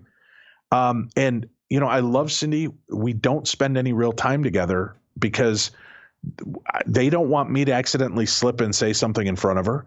Shane isn't with her. Shane and I hang out together all the time. So we're always kept separate from one another, from Cindy, so that we don't tip our hat to anything she picks up on. But watching what she does, here's the deal. Is she picking up from some etheric file cabinet? Is she picking up on trace memory? Or is she picking up on dead people telling her these things? Any way you look at it, it's phenomenal. And I'm so jealous of that ability. And Shane and I have had some experiences at a few locations that they didn't end up airing because although it was cool and it was a great moment for Shane and I, it didn't advance the story. But in one of the episodes, Shane and I felt like we were drowning in paranormal activity. And I stopped and I turned to Cindy and I said, how the beep can you live like this every day? Because this 3-minute thing that just happened to us, I feel so overwhelmed and tired from it. I can't imagine being in that zone all the time. I give her a lot of credit. All right, let's go to our SOR Space Travelers Club. I love this question by Joey. He is asking, Dave, when you travel off the paranormal clock in your personal life and you find yourself at a location that coincidentally has ghost folklore attached to it, can you ignore it, or does the paranormal investigator in you cause you to act otherwise? Oh, Darkness Dave is always on call. That part of me loves to find these places. As a matter of fact, if we go on vacation someplace with no intention of finding the paranormal, it seems to find me. Somebody will inadvertently, I'll be walking through the lobby and I'll hear somebody telling a ghost story and I stop and listen. Where did this happen? And, I'm in that, or I notice in the lobby there's ghost tours in town and I'm like, God, let's go tonight. There's nothing to do. We're in town. Let's go on this ghost tour and history tour. I love and I'm fascinated by history. So I find myself in these situations all the time because it's a great way to learn. And truthfully, Dave, I've said this before on the air. I believe this is so true. If we could find a way to tie ghost stories and history together in school, kids would do so much better because it is so fascinating to learn history. I've been in places where George Washington stood. I've been in places where Aaron Burr and Alexander Hamilton were, Benjamin Franklin, Abraham Lincoln. I'm in these places and I'm part of that story now. And holy Christmas, that's so amazing to me. And I love experiencing that with my kids sometimes because it was something that we might have overlooked, but now they have a real fascination with it because they're now part of that story. All right, let's get to Susan's question. As we got about 4 minutes here before we got to go to break at the top of the hour. Dave Schrader is our guest tonight. Susan in YouTube is asking, Dave, what is your scariest paranormal experience to date? That's always a tough question. And it's not because I'm one of those macho morons who claims nothing scares him. I'm human like anybody else. And if something unnerves me, it gets to me. But, most of the times, Dave, I'm going to these locations expecting something. So I don't get terrified. Now, with that said, I did an episode of Ghost Adventures, and I think it was their first or second season at Rolling Hills Sanitarium in New York. And I'd been there before and had weird experiences. And they said, hey, Dave, would you consider being a guest investigator? And it was one of the first times they ever allowed a guest investigator in. And I'm like, sure. So they locked me in the van outside while they went in and investigated at night. It's only the three of the guys at the time, Zach, Nick, and Aaron. And after about 2 hours, they radio to me that they're going to let me in and I have to go and they have to unlock the door and let me into the building. And then they shut the door outside and lock it and everybody leaves again. And they're so excited. They're like three little brothers and they're so excited. And they're, oh my God, this happened and that happened and this. And I'm thinking, oh, are you guys pumping this up? This is crazy. This can't be true. I've been here before. I've had experiences, but this is over the level of experiences. We go up to the top floor and we're standing there and they're telling me these stories. And all of a sudden from one end of the hall to the other, you can hear footsteps running above us. And I said, who's on the next floor? And Zach said, Dave, we are the last floor. That's the roof. And I said, are you kidding me? And then we hear this wailing noise come from the end of the hall. It sounds like and it turns into this woman screaming. I've got Zach standing in front of me. I've got Aaron standing to my right with a camera on his shoulder. I've got Nick to my left and just behind me with the camera on his shoulder. As I pivot to look, over Nick's shoulder, there is this shock white face. It looked like Pazuzu from The Exorcist. And as he starts to turn his head, it folds back like it's on a hinge, folds back and goes over his shoulder. That was one of the most unnerving and terrifying moments I've ever had. Seeing that. And then that whole night we just spent chasing things around and shadow figures that we captured on video and photographs. It was really astounding. But that was seeing that white face over his shoulder terrified me. I don't blame you. Did you run out? What was the reaction? Well, we kept investigating. I'm there for that purpose. I put myself in there for this. I want to see, I want to experience, I want this to be more than just folklore and legend. And that's why I go. I want to see this. I want to be a part of this. So when you're out there and you're having those type of experiences, what's going on through your own mind as this is happening? Yes, it's freaky. Yes, you don't know how to react, but you're a veteran guy. Do you still get that spooked feeling, that scared feeling that somebody else who may not have experienced something, do you still get that? Oh, yeah. Yeah. And that's the thrill of it. Sometimes I feel bad because we'll do these big events and people will come running up to me and they're like, Dave, listen. And they play back their EVP and you hear this, get out. And I'm like, oh, that's cool. And they're like, no, it's a voice saying get out. And I'm so jaded to it because I've caught 1,000 voices.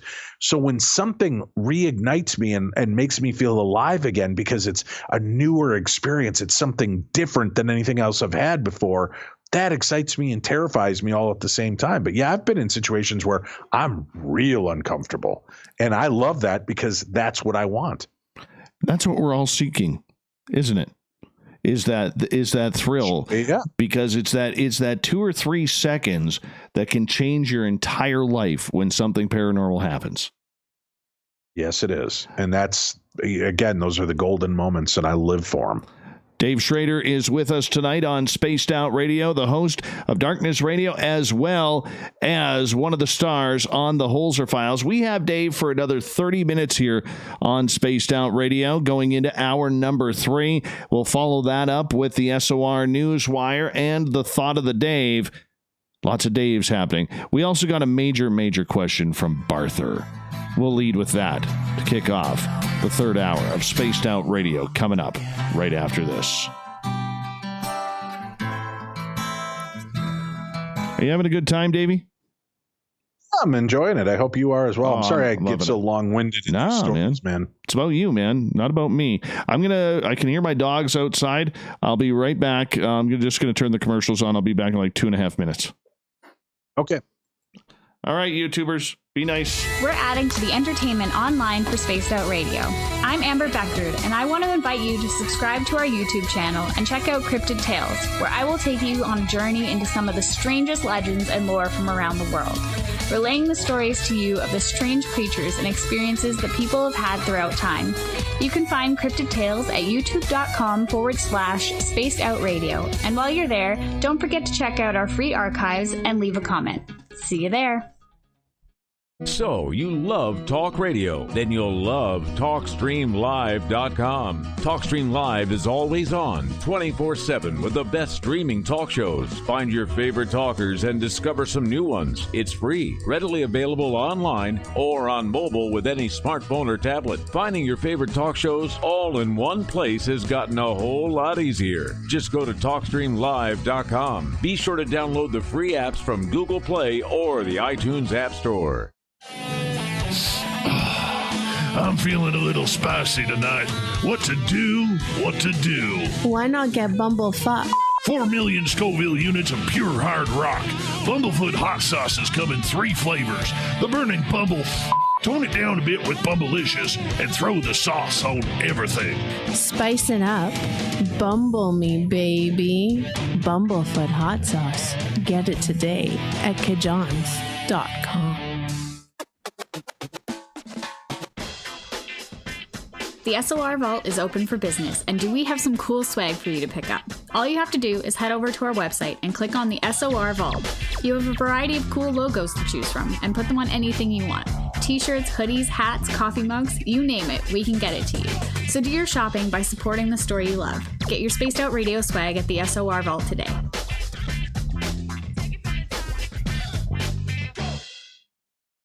Hello, this is your guitar man, Ron Bumblefoot Thal, and I have to tell you, I love the response I get for Little Brother is Watching from Spaced Out Radio fans. It's amazing how music can inspire and make people think deeper about what's going on in the supernatural world.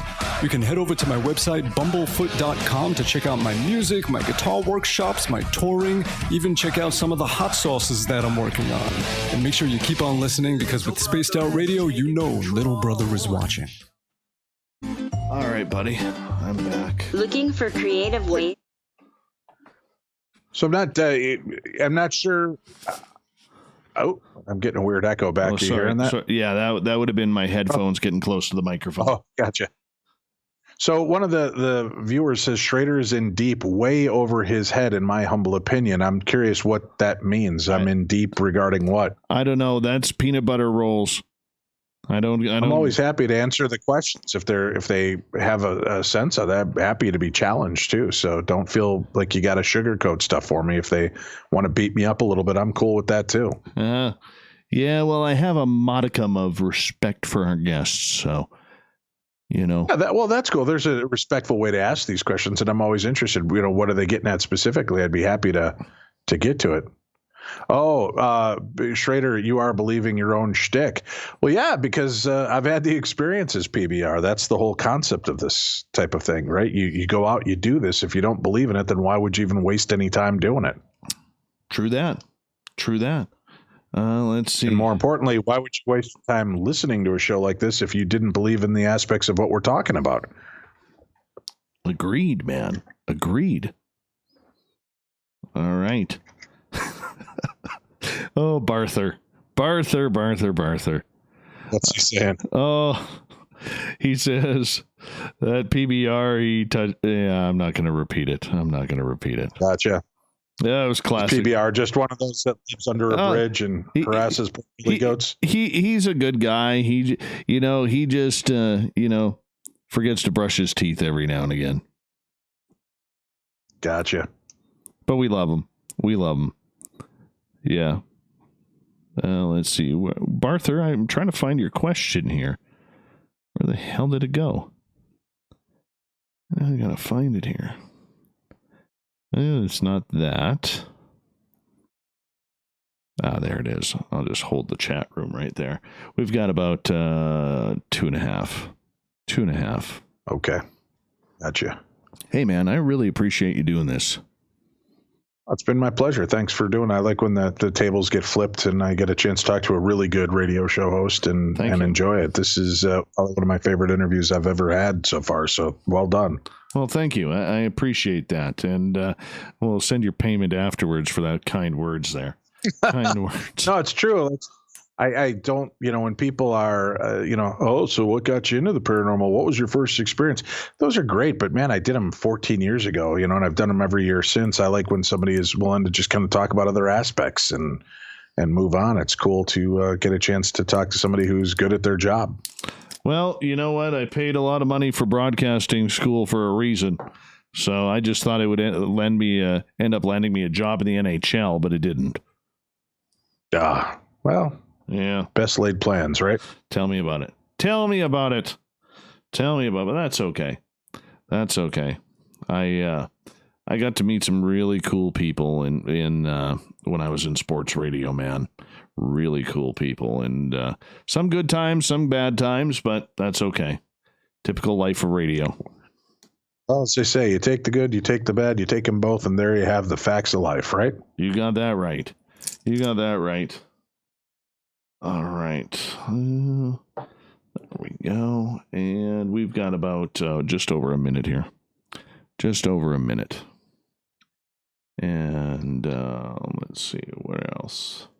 Just making sure I'm not missing anything in Twitterverse here. And nope. I think we're pretty good here so far. We almost have this under control tonight. By the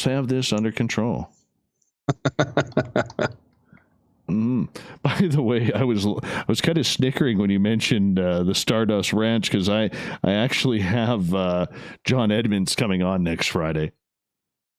Oh, very cool. Yeah, it was a fascinating story, man. It's, we talked to him about 4 or 5 years ago. Yeah. And it just lent itself right at the time I was working behind the scenes for Ghost Adventures, and they needed a place, and I got him there. Yeah. You know what's crazy about that is we only got about 20 seconds is I thought he was moving. He told me he sold the place, and yet he's still there. He's still there. So I know, weird. All right, my friends. To become we got like 5 seconds. I put the commercials back on, and we're going to rock it out for the third hour here. Thank you so much for tuning us on in. We really appreciate it. Would you like to connect with us? And the music's on. Head to spacedoutradio.com for all your latest show info. Now, back to Dave Scott and SOR. We're kicking off hour number 3 of Spaced Out Radio tonight. I am your host, Dave Scott. Thank you so much for joining us. We want to give a shout out to everybody listening in on our terrestrial affiliates across the continent and on the digital side on TalkStream Live and Revolution Radio.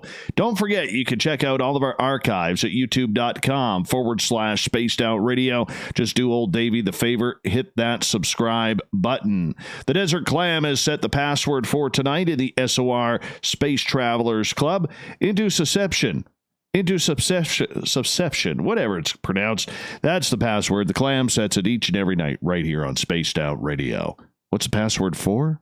Exactly. Our website is spacedoutradio.com, where we have a plethora of features for you, including Rockin' Out to Bumblefoot, reading up on Captain Shirk's SOR Newswire, and much more. And of course, follow us on Twitter at Spaced Out Radio for the show, and my personal handle at Dave Scott SOR. For the final time tonight, we introduce from the television series The Holzer Files, Dave Schrader. You may know him as the former host of Midnight in the Desert, former host on Coast to Coast AM, and of course, his ever popular Darkness Radio. Dave, thank you so much for taking the time to join us tonight. Well, thank you. It's been a pleasure chatting with you. I appreciate it. Now, we have a mutual friend on a website called LGAB named Barther. So Yes. he is asking, on a scale of 9 to 10, how great is the Bart? I would say he's, closer to about a 12.5. Now, the question is, nobody knows what he looks like. Nobody knows what he sounds like. I have a feeling he sounds like a garden gnome or something like that. I haven't been able to figure it out. I know things I shouldn't know. That's all I'll say. Yeah, I know. Yeah, I know. He's a good man. He's been a great support to me behind the scenes on Midnight in the Desert and Darkness Radio, and has been a great sounding board on a lot of things. So I will say this: when you think I'm joking when I say he's a 12 on a scale of 9 to 10, he's been a really good guy who I do give a lot of credit to, and I appreciate the work and constructive criticism and otherwise that he's given to me over the time. Yeah, he's helped me out with the YouTube side, and I got to say thank you to Bart as well, because a lot of people don't understand how technical this is. Like, you have a professional studio, I have a professional studio, and I'm just a voice, man. I don't know if you're very technical, but I am not. So when I can get people of that quality helping me out, I tell you, it really helps out what we're trying to accomplish here. Yeah, he's a real good go-to guy for this kind of stuff. So thank you from the two Daves, Barth. Absolutely. King Barther, we bow to thee. I like to just say Barth. That reminds me of the dog character from Spaceballs. Oh, that's nice. Loyal, loving, and John Candy-like. Smooth off the tongue as well. Renee wants to know, when it comes to the Devil's Tower, are you on Team Stump or are you on Team Rock?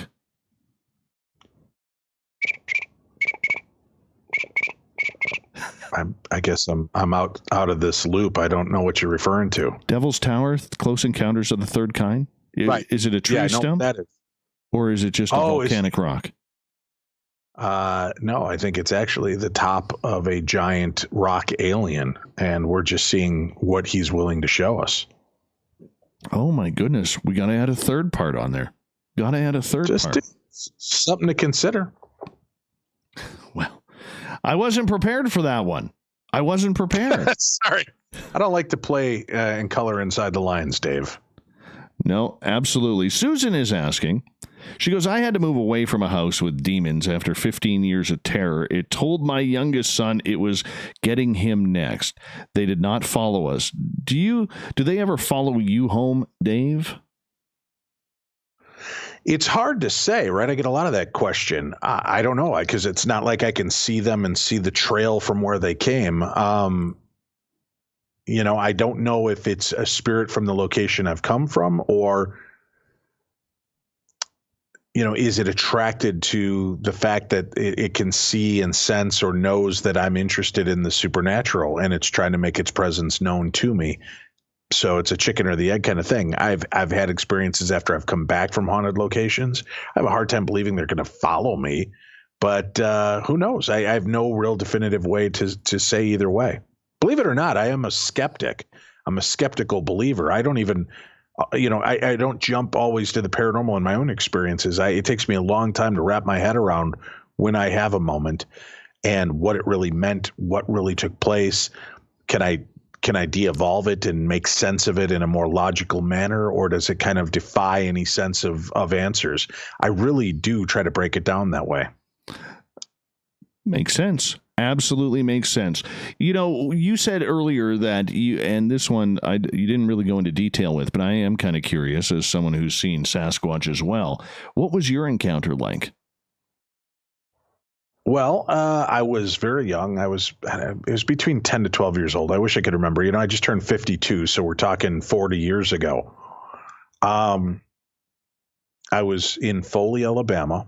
My grandparents, I'm sorry for the clinking noise. I've got a lozenge. My throat's getting a little dry. My grandparents owned 40 acres. in Foley, Alabama. There was only about 10 of the acres that were livable. The rest was just thickly wooded area. And my grandparents and my uncles and dad used to go out hunting back in the woods. And my cousin and I would go down and fish in the pond. And you'd hear things moving around out there all the time. But this one specific day, my cousin Rob, who was about 2 years younger than me, and we were standing there fishing, and we could hear just this something big walking through the woods towards us. And it was on the other side of the pond.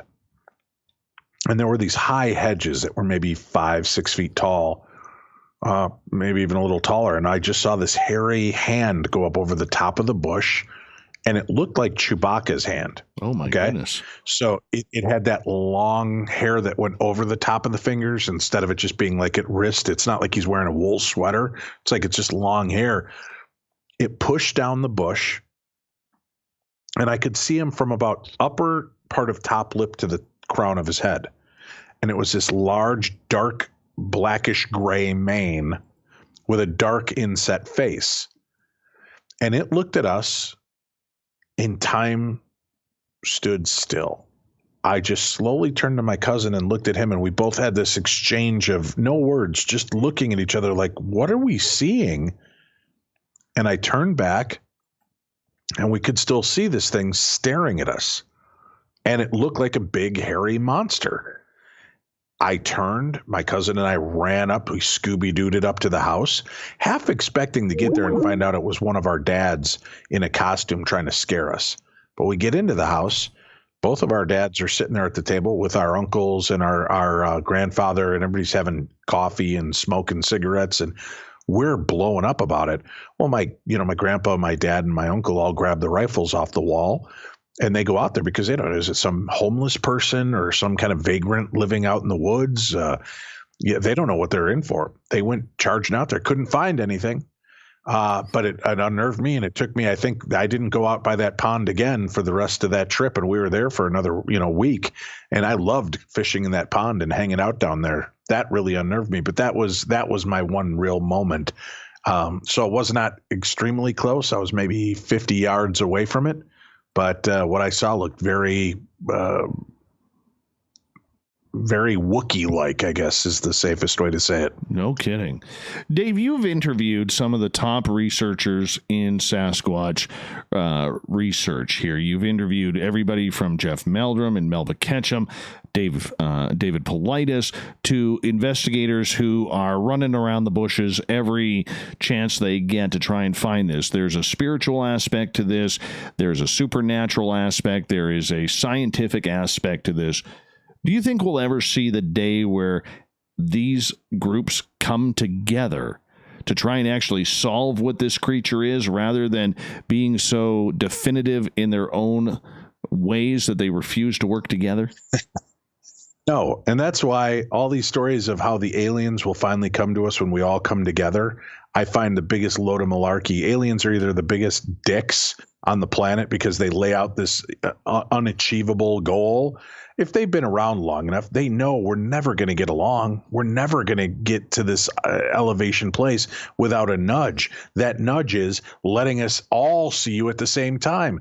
Then we become a planet that's united in one thing, fear, right? So then we're going to do it, and we'll come together and experience this moment. But with Bigfoot and, Bigfoot ghost research, alien research, opposing sides are ridiculous to me. Everybody's fighting for the same golden key to a palace that may or may not exist.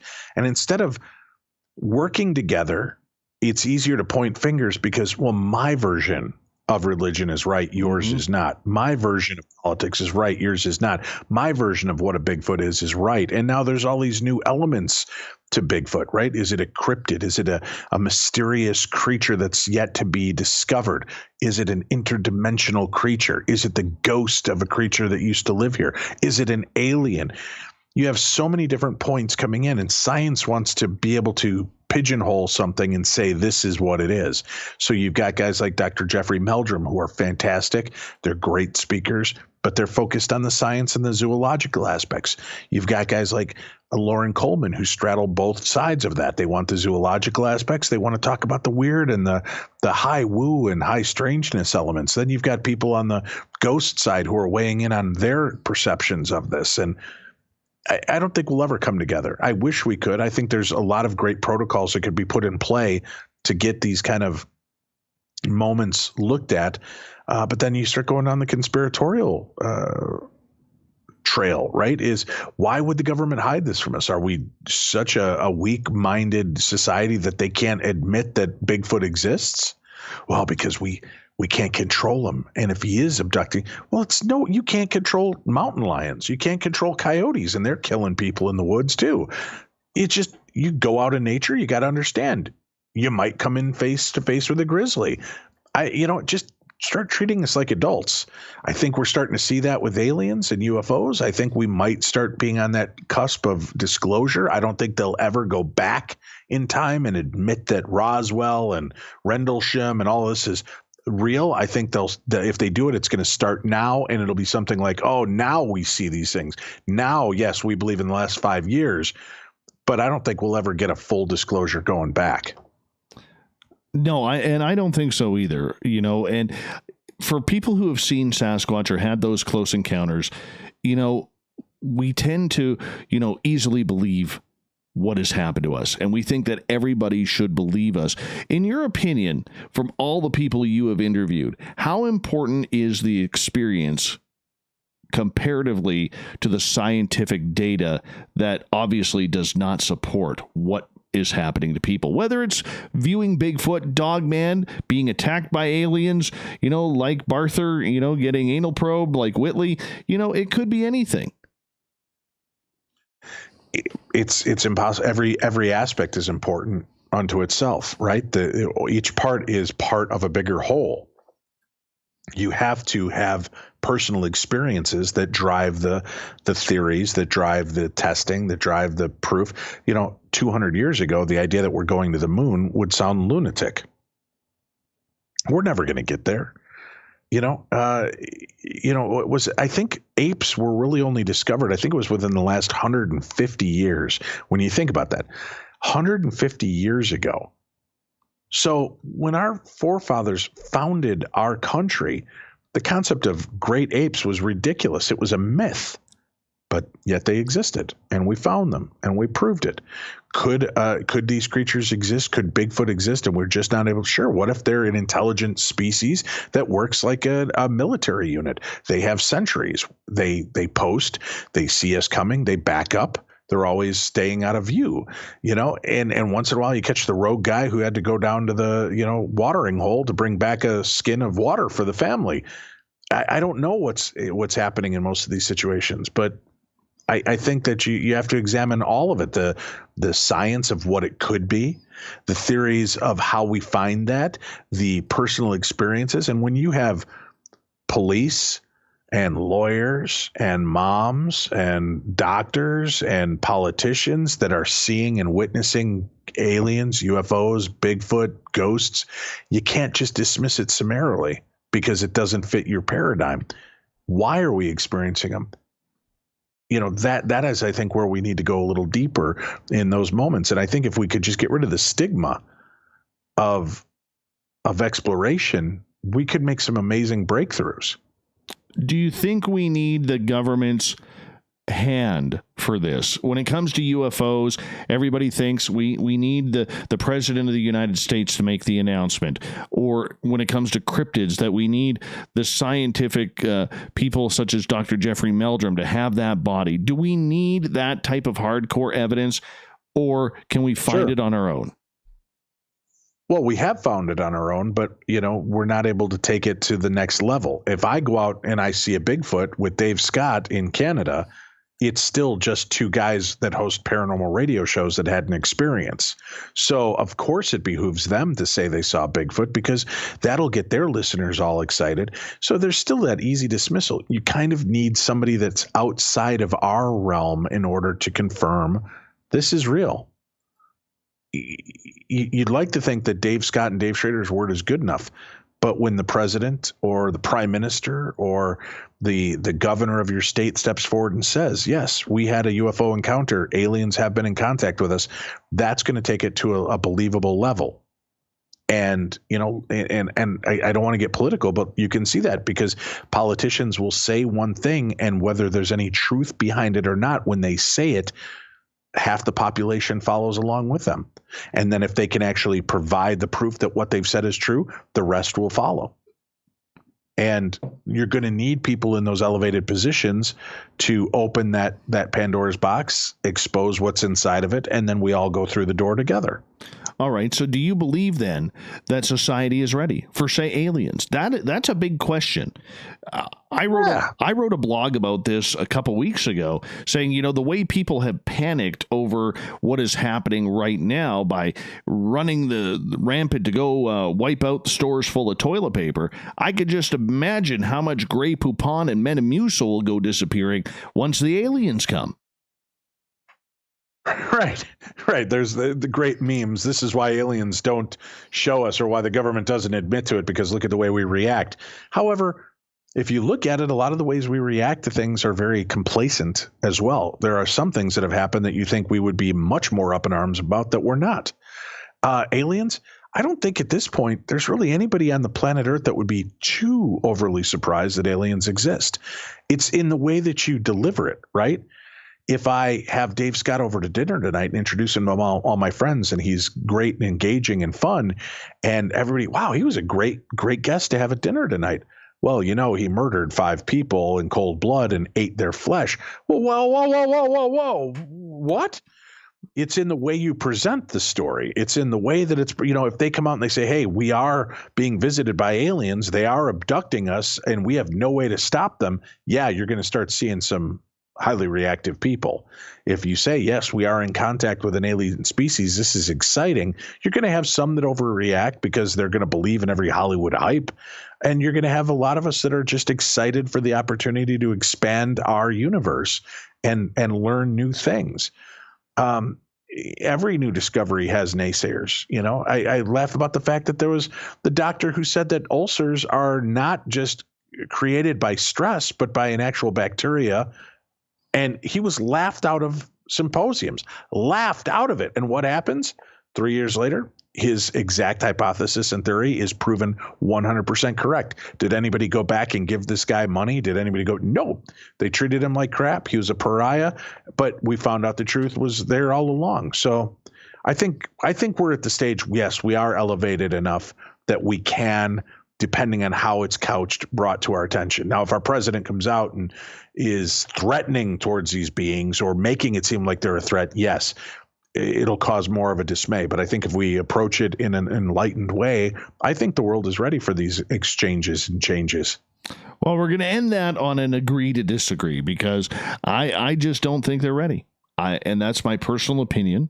I think that as much as I would love to say that, you know, a lot of people out there are waiting for this and wanting it to happen, and gosh darn it, Mr. President or Mrs. President in the future, whomever it may be, just give us the keys to the UFOs at Area 51.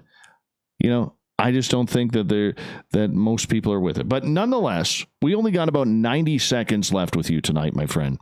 And I want to say thank you so much for coming on Spaced Out Radio. And I'd love for you to take the time to tell everybody where you can find your podcasts, where they could find the Holzer Files, because that's what you do for a living, and you're one of the best. Well, thank you, Dave. And it's truly been a pleasure, as I said, to be a part of your show. All the information about me and the work I do is at darknessradio.com. You can find it there. My show's Darkness Radio every Saturday and Sunday, True Crime Tuesday every Tuesday. You can find information. For those of you that have iPhones or Androids, go to your Google Play or iTunes store and get the free Darkness Radio app, and you can take our show along with you and listen anywhere. I will be on. There's a cool event that's taking place. Go to live.thedarkzone.tv. That's live.thedarkzone.tv. There's a week-long event that's going to be taking place at the Conjuring House, an experiment in terror. You're going to get really kind of cool access to the actual Conjuring House and the family that lives there, and be a part of it for $20. I'll be a part of it on the 13th, doing a little interview and popping in, but I think it's going to be a really cool situation. So I encourage your listeners to go check that out as well.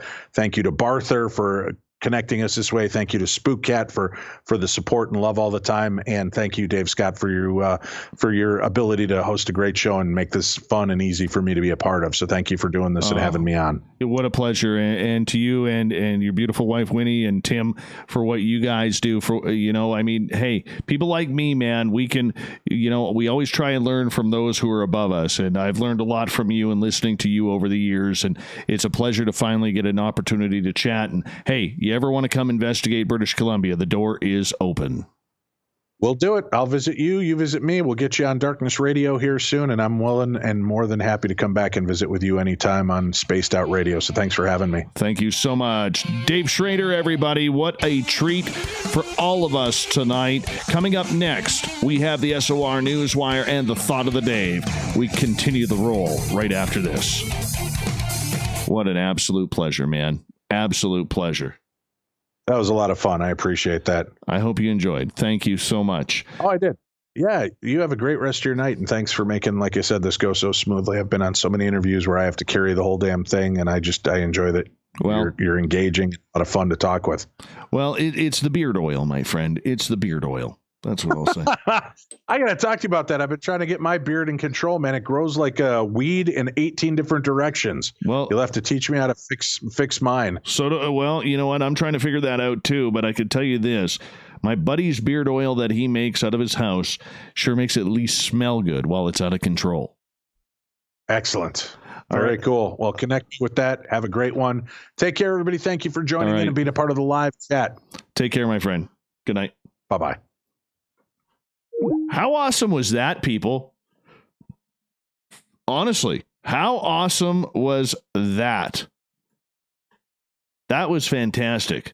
Barther, that was good stuff right there. Good stuff right there. Let's give a round of applause for Barther and the Third Nipple crew for helping set that one up. Good job, Barther.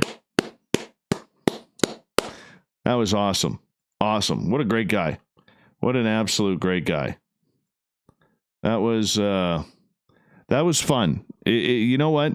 That one for me, I'll be honest with you, really felt like two old radio hacks going at it and just talking some old war stories over a beer. That's what it felt like. And I got to say, thank you, Dave, if you're still listening. Thank you so much. And what a pleasure. What an awesome pleasure that was. And the fact that you would take the time out to spend it with our audience, that's pretty damn cool, man. And thank you to Winnie for hanging out. I know you were in our chat room there for a while, and really appreciate that. Remember, it's legendary, Dave Schrader. Legendary. So that's kind of cool. That is kind of cool, everyone. Yes. Come on back soon, Winnie and Dave. Come hang out with us. We're good people here. We're good people here. Even Barther is good people here. Even Barther.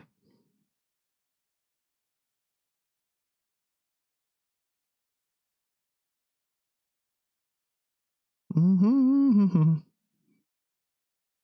Well, I agree with you, Susan, that we could use a little bit more Dave Schrader around here because he's a very, very intelligent dude. But he's got a very busy schedule, let alone that, he's a family man too. So I don't know how, I thought I had very few hours in the day. He's got fewer hours.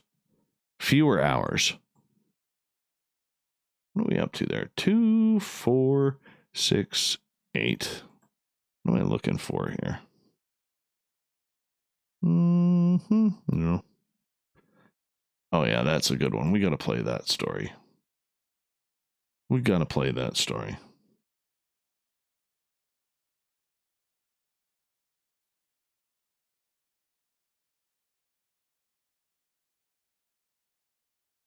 Next time we'll get Winnie on the air with us too. She could tell us the story about Hansel Schrader pulling down his underwear over top of his pants without using his hands. That was an impressive story. That would scare the daylights out of me. Absolutely scare the daylights out of me.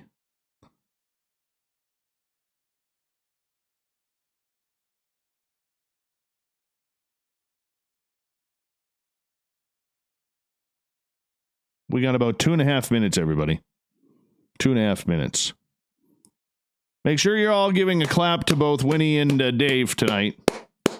We like a good clap around here for our guests.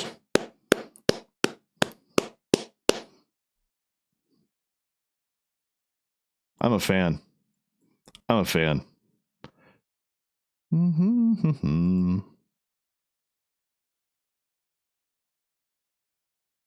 That was a lot of fun. A lot of fun. I just really, really enjoyed that. And like I said, I mean, when you get to talk radio with somebody who understands radio and the medium, it's just awesome. Just phenomenal.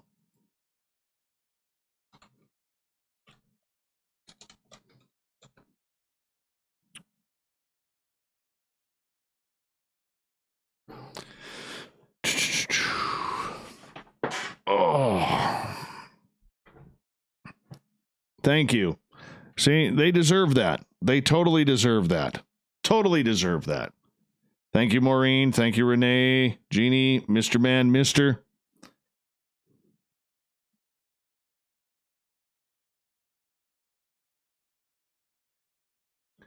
All right, we got about just under a minute here. Mighty Moose beard oil. That's what I'm using these days. That's where I got the hat from. My trucker look tonight.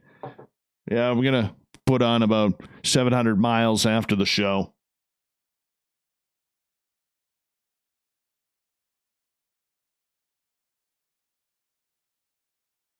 God, I do look like a trucker on camera.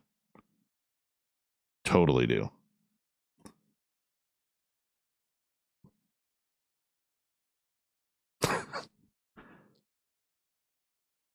All right, we're going to have some fun here. Let's get to the old news or Rooney here.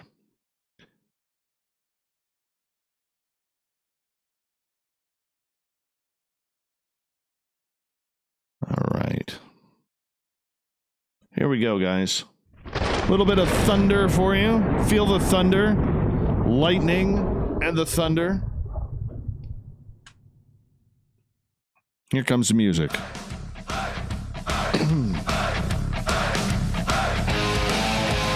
We've rounded third. We're heading for home tonight on Spaced Out Radio.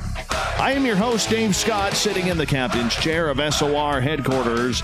I want to remind all of you that if you've missed most of this show or others, you can check out our free archives at youtube.com/spaced out radio. Just do me the favor, hit that subscribe button. Our website is spacedoutradio.com, where we have a plethora of features for you, including rocking out to Bumblefoot and reading up on Captain Shirk's SOR Newswire and much more. Don't forget to follow us on Twitter at Spaced Out Radio for the show, and my personal handle at Dave Scott SOR. Speaking of the news, let's get to it.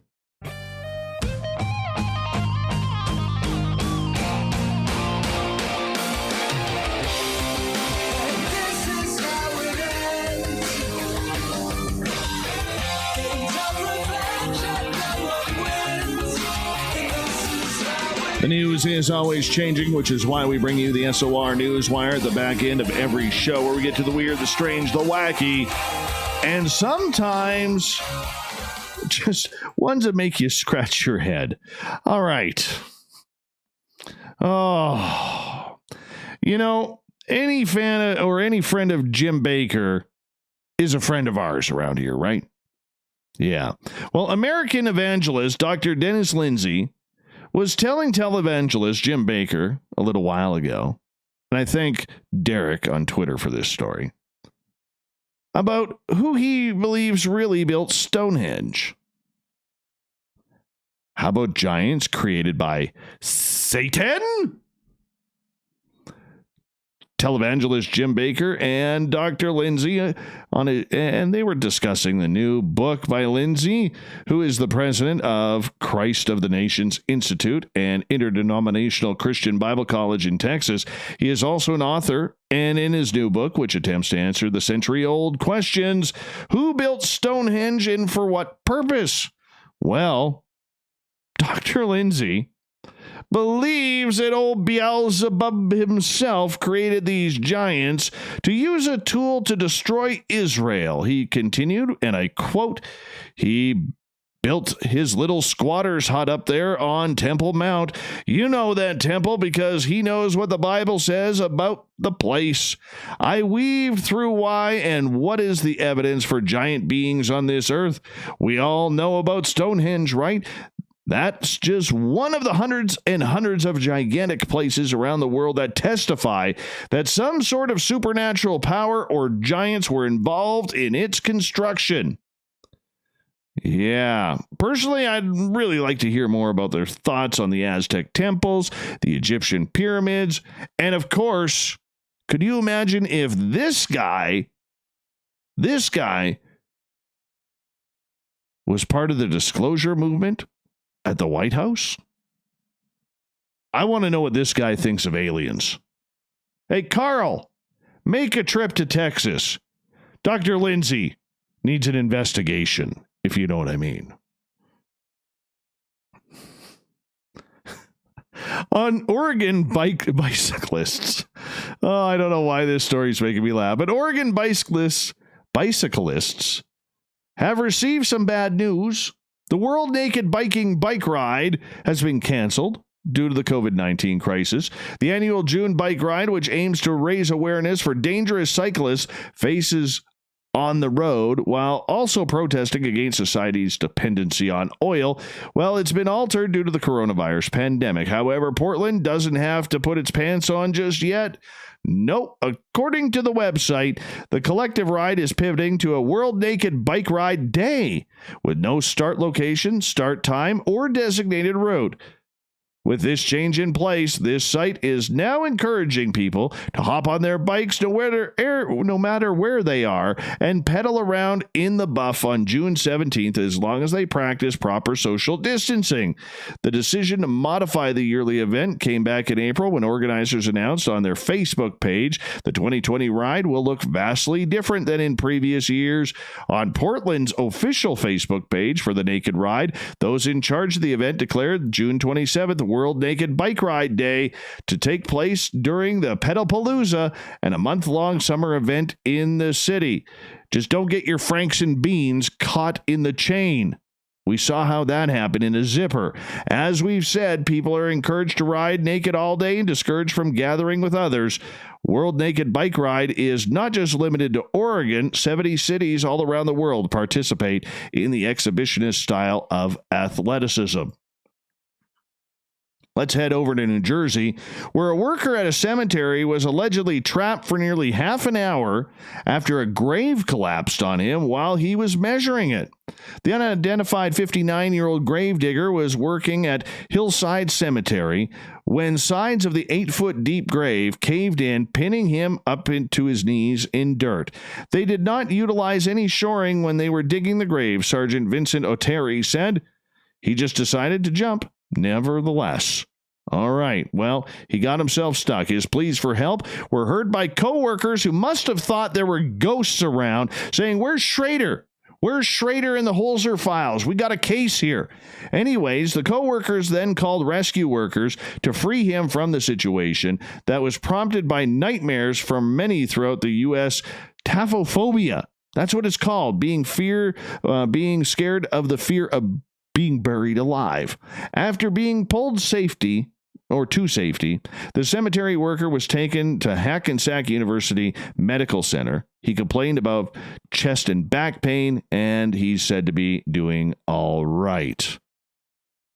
By the way, Hillside Cemetery, where this happened, happens to be the resting place for Joey Ramone, the lead singer of the Ramones punk band. So that's kind of cool. For the last 2 weekends in a row, community organizer Molly Page has led a group of about 24 volunteers in rural Idaho Yeah, well, what she's doing?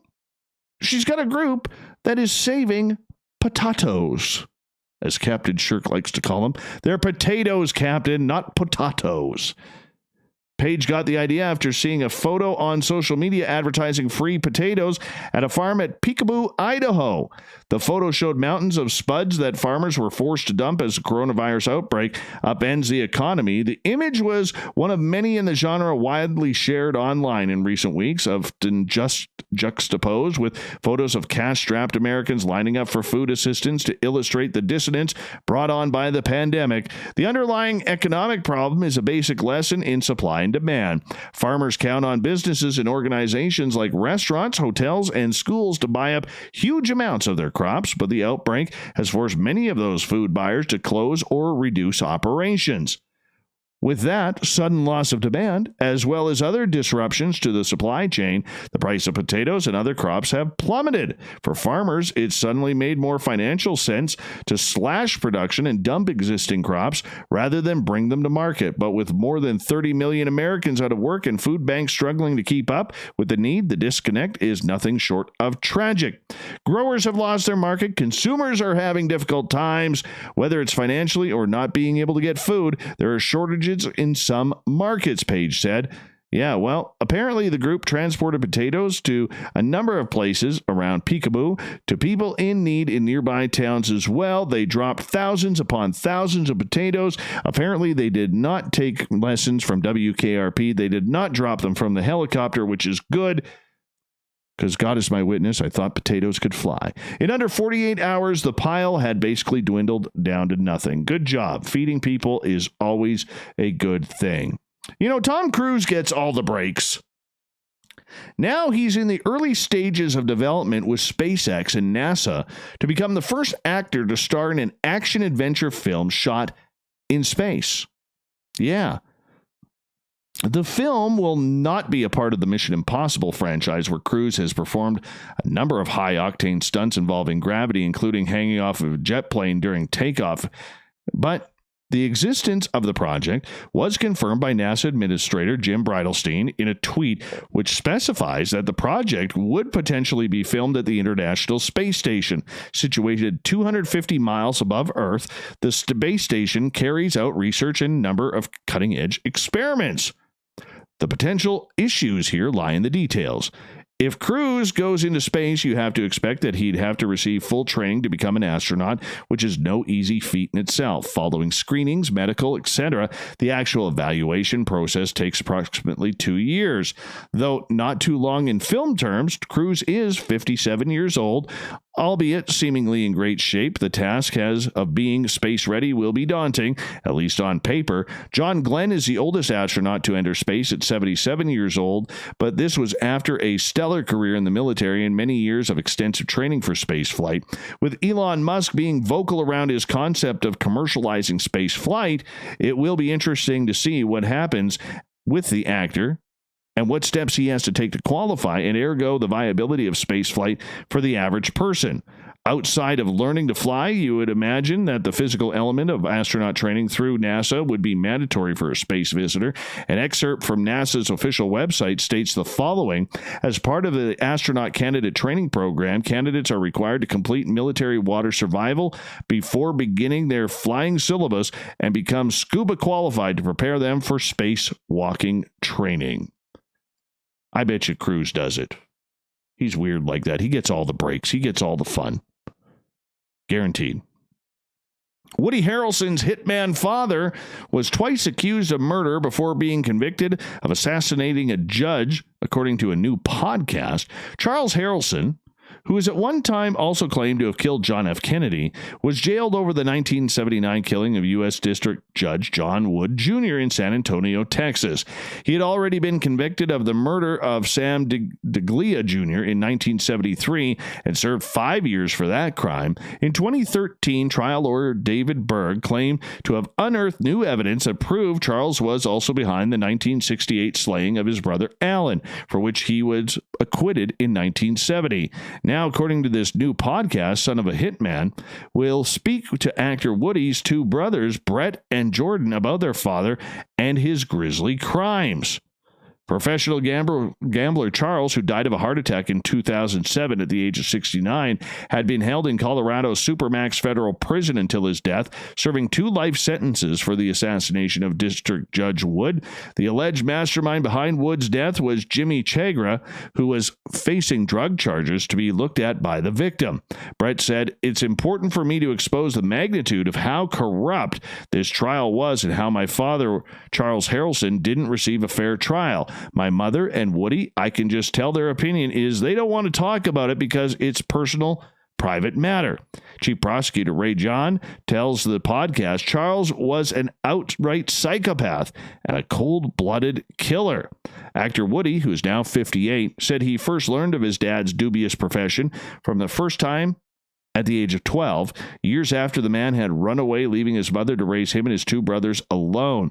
He is not taking part in the latest podcast, but The Guardian in 2012 said that he heard that his father's name was mentioned as a suspect in the assassination of Wood outside of his home in San Antonio. I'm sitting there thinking that there can't be another Charles V. Harrelson. I mean, that's my dad. It was a wild realization.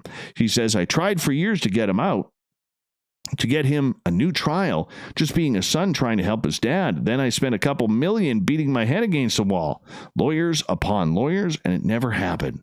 After 2 years on the run, Harrelson was arrested and admitted not only to Wood's for-hire murderer, but also claimed he was involved in the assassination of JFK, which he later denied. Despite his dad's occupation and absence in his life, the pair reconciled, which was when the father died of poor health at age 69 in prison in 2007. A mysterious disc-shaped object that washed up on a Florida beach was identified as a fish aggregation device that may have crossed the ocean from West Africa. The nonprofit Friends of Palm Beach, which regularly holds cleanup events at Palm Beach County beaches, said a resident walking the shoreline found the man-sized disc, took photos in the hopes of identifying it. The man sent the photo to Friends of Palm Beach founder Diane Bueller, who determined it was a fish aggregation device. Well, that is nice. Great. We got a fish aggravation device in Florida.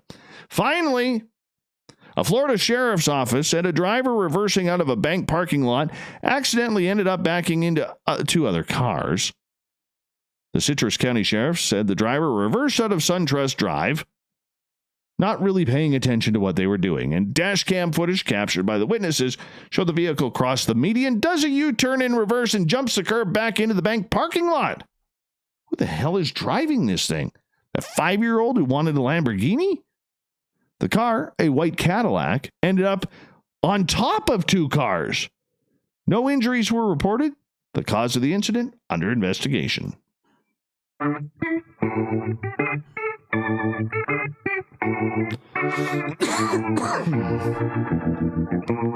Sorry for the cough.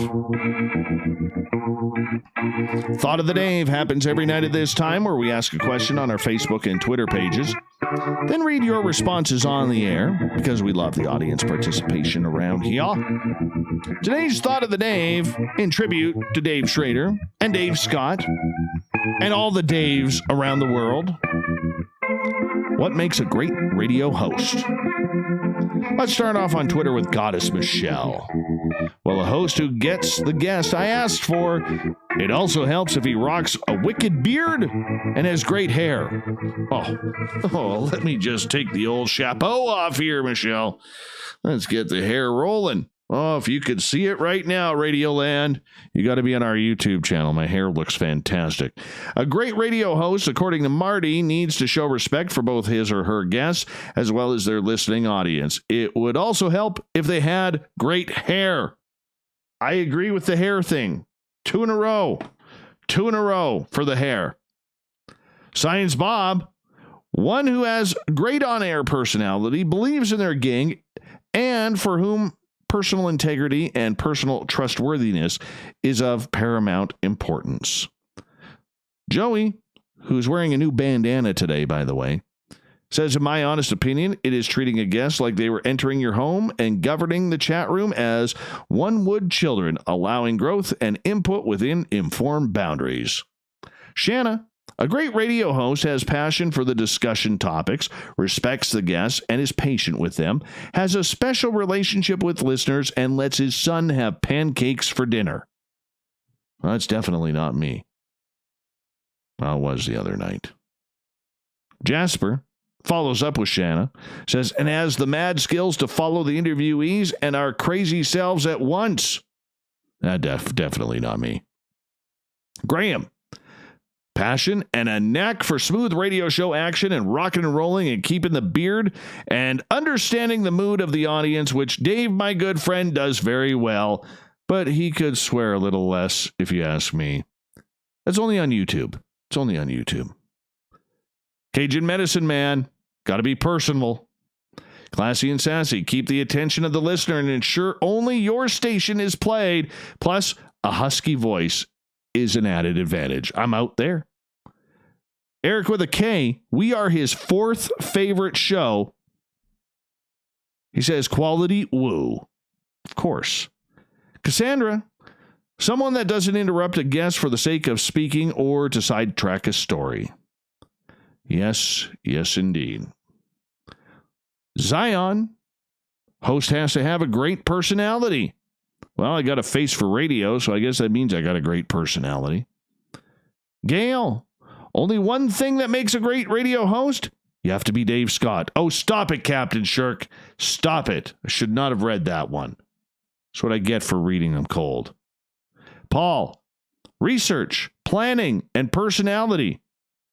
What about the voice, Paul? You kind of need to have a voice. All right. Nathan, great energy and great hair. Well, I got one of them. The Axe, John Ackerman. I used to work with him in Vancouver. We call him the Axe. A beard, he says. There's some truth to that. The Axe can't grow a beard. I've seen it. It's terrible. It's got like 3 chin hairs. Bernadette, got to have the voice. Totally, right? I mean, it's radio. Moving on. See what else we got here. Tim, keep the topics moving. Change topic when it's run its course. A manly commanding voice allows no dead air, and that's about it. Basically, George Knapp. I agree. Jade, it's really a combination of things. Must have a good voice, have wit, sense of humor, kindness, willingness to listen to the guest and not interrupt all the time, compassion, and an open mind. That pretty much does it. Sounds like a few people that she knows. I'm not one of them, apparently. Yeah, actually, I am. I'm just blushing. Thank you, Jade. Heidi, the great progenitor of all good hosts, Long John Neville often said he didn't always believe what people said, but he always gave them a chance to say it. Art Bell did the same. He listened without judgment, embraced the woo, and wasn't afraid to ask searching questions. That's truly what makes a good host. Steve, they have to champion knowledge that empowers you. Those that are strong and wrong have to hate them. Coral, to me, it depends on what the subject is and the host's knowledge on what makes me want to listen. Personality and a sense of humor is a definite asset. Melinda, they got to listen. Let's go to Kevin and Kevin's beard. Truth, common sense, voice, planning, and a great face for radio. You have it all, Dave Scott. Oh, thank you. Somebody recognizes my face for radio. We'll do it all again on the Thought of the Dave tomorrow on Twitter and Facebook. Thank you, Captain Shirk, for the great news on the SOR Newswire, which can be found on our website. And to Darkness Dave Schrader from the Holzer Files for joining us, talking paranormal all night long. We got Mr. Ron Bumblefoot Thal rocking in the background with Little Brother is Watching. Bumblefoot is the official music of Spaced Out Radio, rocking us in and out of every single show. Get your horns up for the guitar god himself. Thank you to everybody in our chat rooms, along with Twitter at hashtag Spaced Out Radio. Remember, this show is copyright by Spaced Out Radio and SOR Media Ventures Limited. Thank you so much for taking your time to listen to us and sharing your night with the good old boy from Canada, because together, my friends, make a mistake, we're watching.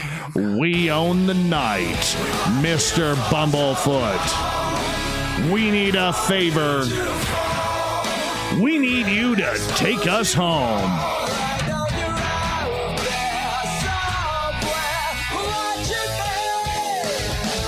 Have a great night, everybody. Thank you for riding on the Woo train with us.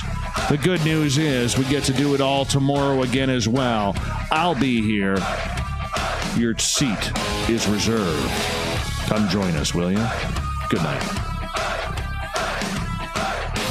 That's a good show, people. That's a very good show. Give yourselves a round of applause here.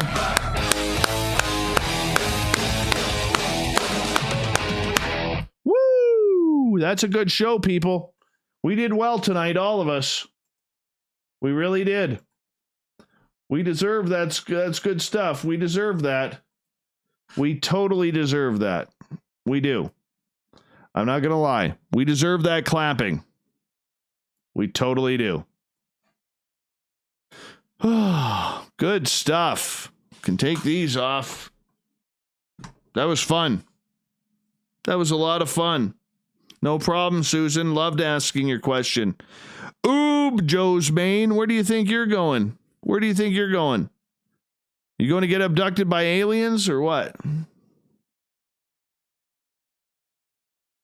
All right, let's go like that. Let's go like that. Let's go like this and like this and like this.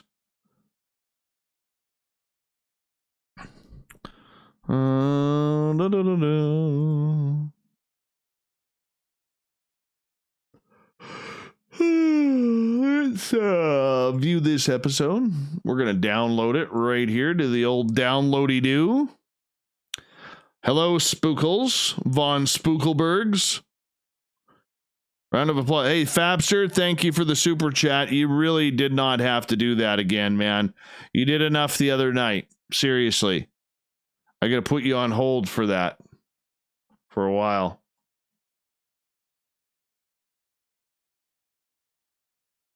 Oh.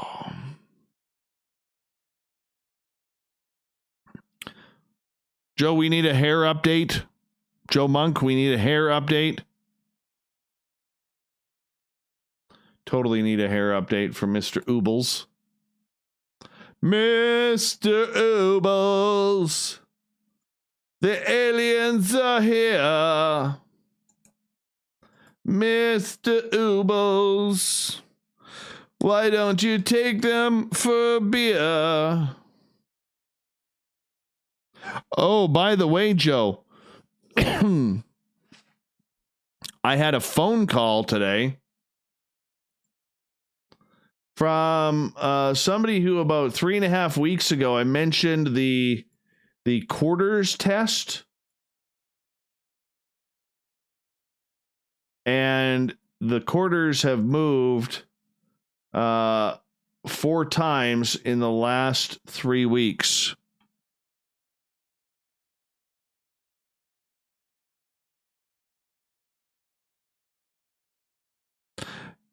Hey, thank you, Derek. I really appreciate that, man. That's really cool. Why am I waiting? Is that growing? Mr. Crowley.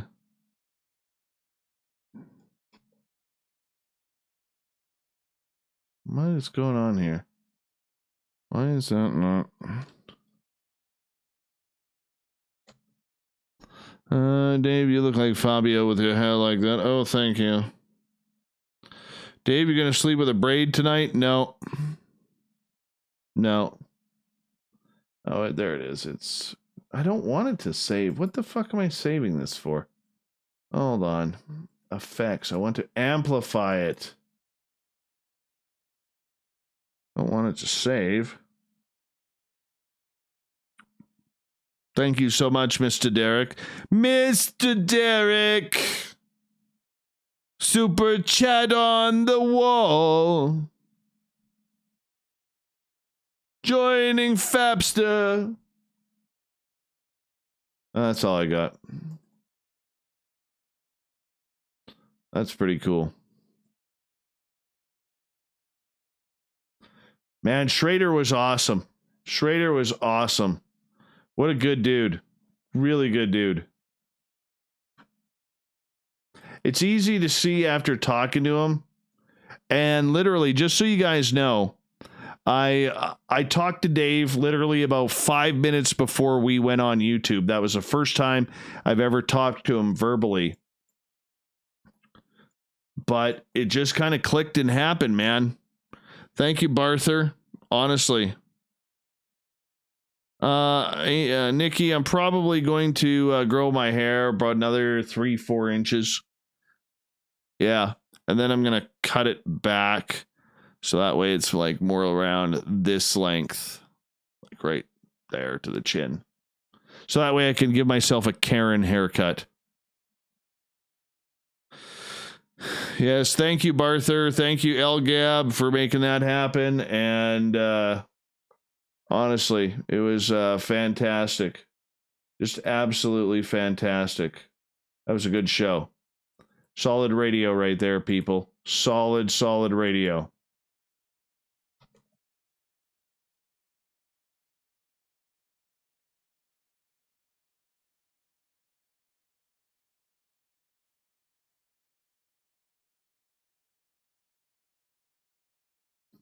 The aliens broke your camera and scratched your leg. I know. Oh, they abducted you, Oobs. They abducted you. You got aliens. You totally got aliens, dude.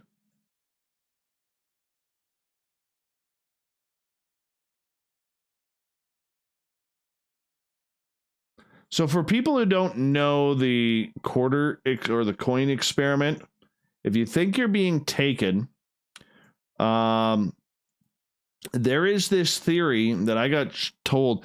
Be damned if I could remember the guest. But there is this theory that you put quarters, if you think you're being taken, you put quarters by your nightstand or on your dresser or somewhere in your bedroom. Okay? And then what you do is you go to bed, but you put out the intention each and every night, almost like a prayer that says, look, if you aliens are coming to get me, I want to know that I've been taken. So stack these quarters. So you put the quarters, say, side by side. So you kind of put it out in that intention to either stack the quarters that you're going to do them when you return, or the aliens do them when they taking you. And if you try that out, you might just find out you got aliens.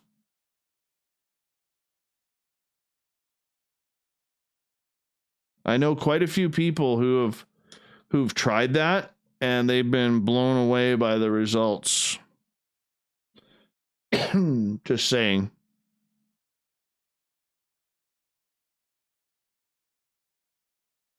Of course they want your hair, Joe. Of course they do. Susan, or pardon me, Jeannie, if you think my hair is nice, you should see Joe's. I don't compete with Joe. Honestly. Joe has beautiful hair.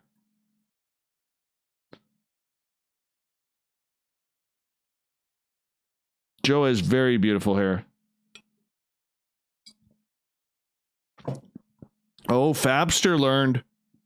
Fabster did the coin experiment. If he's not willing to do it again, you know he's got aliens too. Fabs, you need one of our t-shirts that says you've got aliens. Mr. Crowley. Yes, that's exactly it, Corinth. That's exactly it. Won't you come along?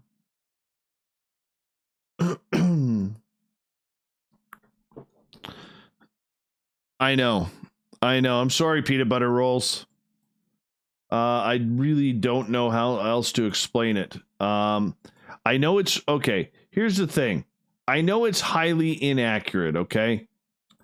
I mean, if you want to find some accuracies, you'd probably have to set up a camera in your bedroom, and that gets a little porno if you Ask me, and I wouldn't be comfortable with that. But then again, when do we get to see Joe's hair? I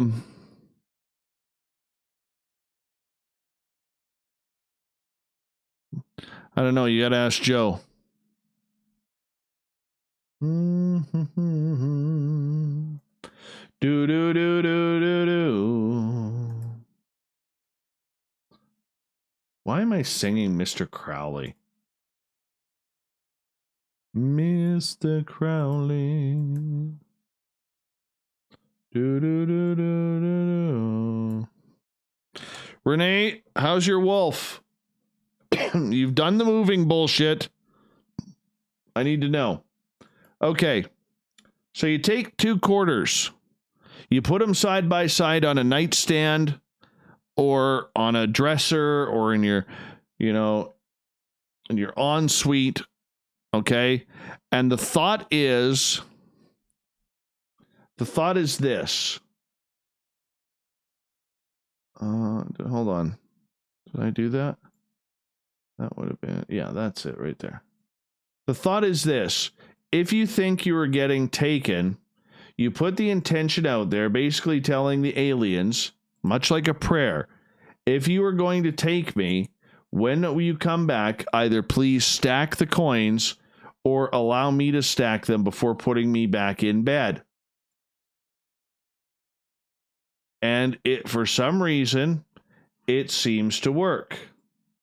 I don't know why it works, but for people who have tried it out of sheer curiosity, it works. Now, I will tell you this. It's never worked for me. All right? I will tell you that. But for other people that I know, it has worked. The Wolf Simulator. Jeannie, the Wolf Simulator.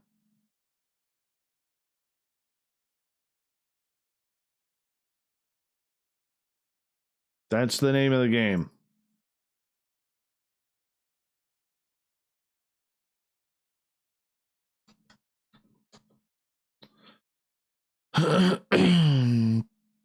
I wish they could change it. Joe, I've got my editing to do. I can't show anything right now, buddy. But that beard. Yeah, I'll show that beard. There's Joe's beautiful mane, or his beard right there.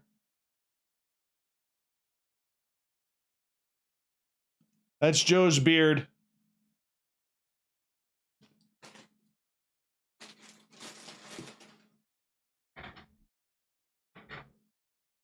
Yes, I have Joe's beard. Oh, I don't know why, but I do. And I love it. And it's part of the heritage of the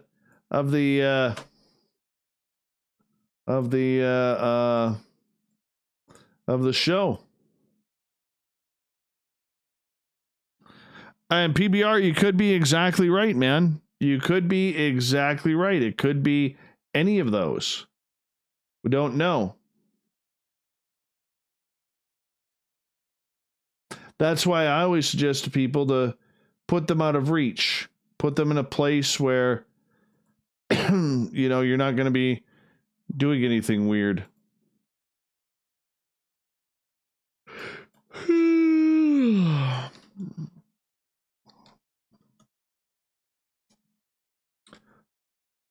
But people who've tried them after they've been dreaming about aliens seem to have some thoughts on that. Hi, Spookles. I did show the beard. I did show Jean the beard. Read above. She saw it.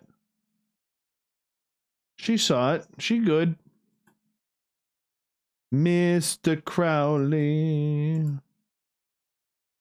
Do do do do do do. What the hell happened there? Cut that.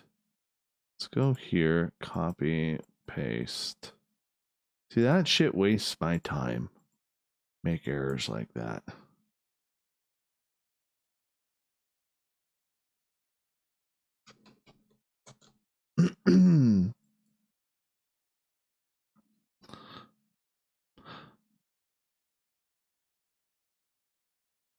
Of course she didn't break wind, dude. Neither of us broke wind. Maybe it was a ghost fart. I don't know. But I know it wasn't me, and she's way too pretty to fart. She really is. Barther, what the hell are you doing up at 3:13 a.m.?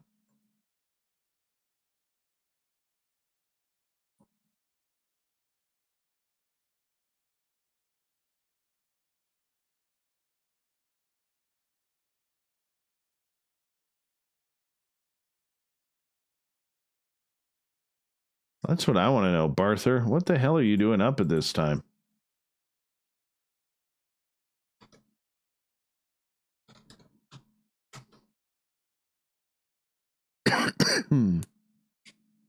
Does Dave forget he is on a 20-second delay?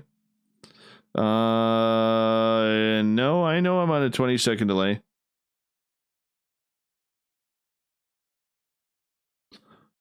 I know I'm on a 20-second delay, man.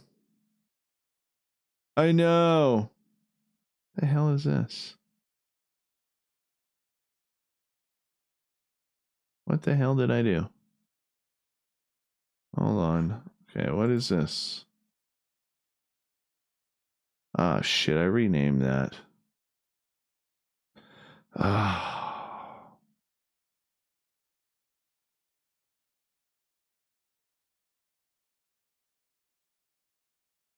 Did that change the name in there too? No, it did not. Let's go here.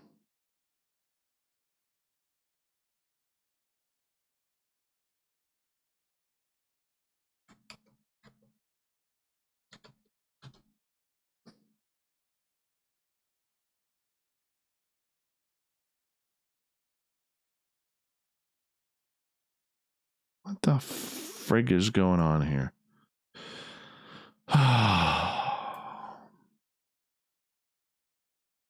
Some bullshit happening. Let's do this again. Copy. Paste. Give me 2 seconds here. I just got to pay attention here for a quick second.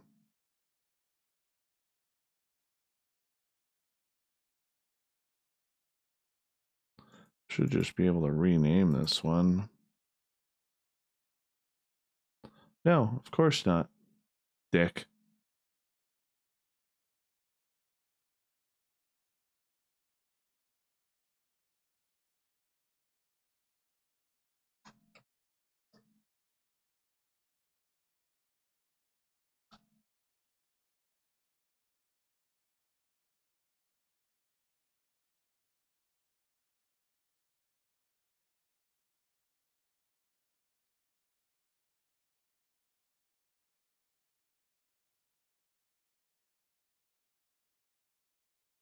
I so don't know what the fuck I'm doing right now.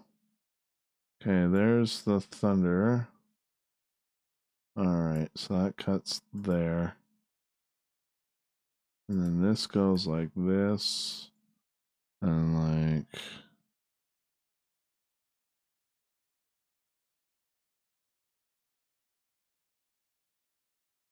Copy.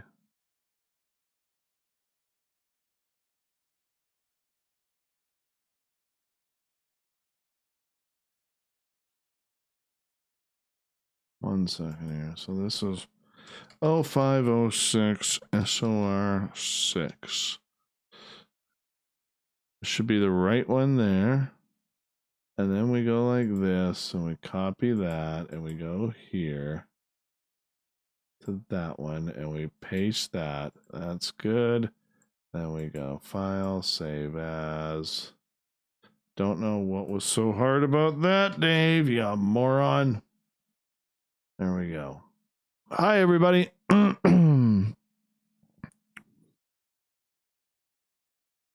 You are the resident Spaced Out Radio oobologist, Joe. It's true. Thunder. Feel the thunder. Lightning and the thunder. Thunder. Thunder, lightning, and the thunder. All right.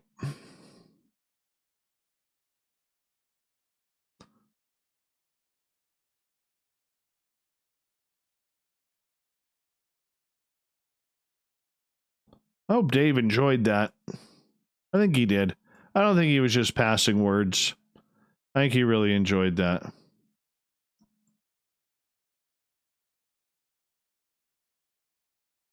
I want to believe that.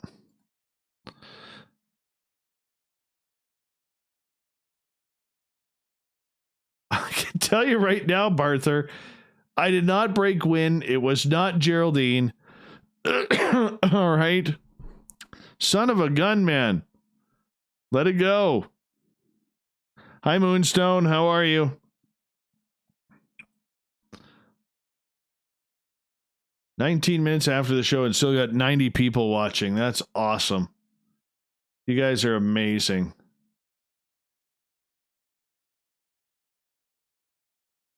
All right, let's go like this to Dropbox.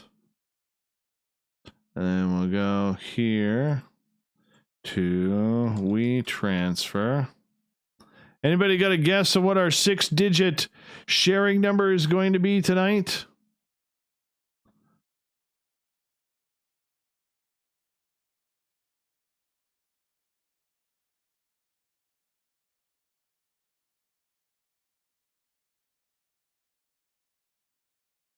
Hey, Science Bob.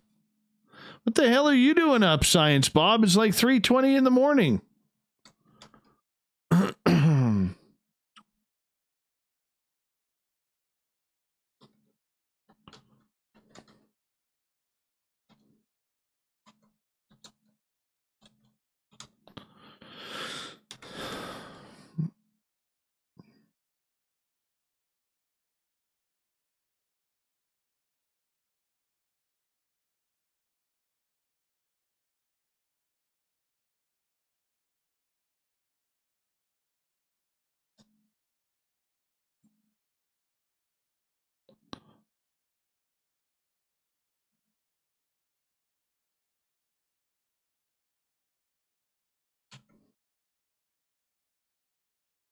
All right, we need the 6-digit code. Here we go. 6-digit code. 749195. Remember that. 749195. There we go. We're verified. Sweet.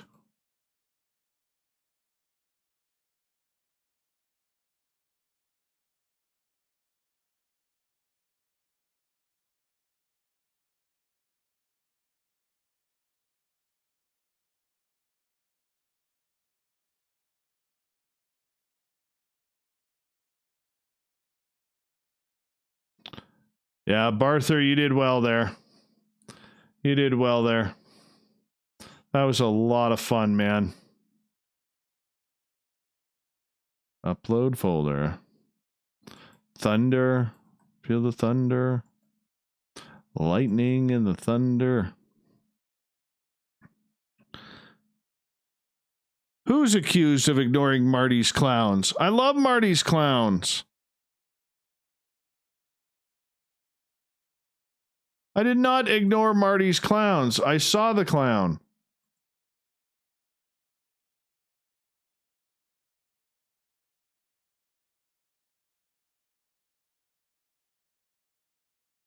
Yeah, you could do that, Spookles.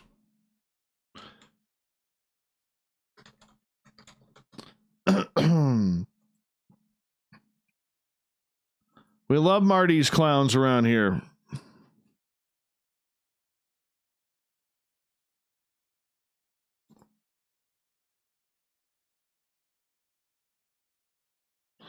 All right, that's at 15%. We're loading there. Is the Schumann residence peaking? I don't know. It's 749145. Or 591947. How many of you can remember your first phone number? Like when you were growing up, when you were growing up and the first one you ever memorized? Can you remember that? I can. Yeah, May 18th, the 40th anniversary of Mount St. Helens. Who do I have scheduled for the 18th? Hold on. I got Linda Leach, NICAP history.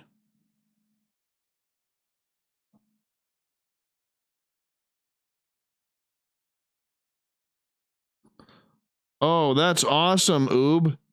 So Joe says, Dave, the ghost of the anti-critter device walks up and down my hall every night. That is awesome. So Joe called his dog the anti-critter device, and this beautiful dog passed away just a couple of months ago.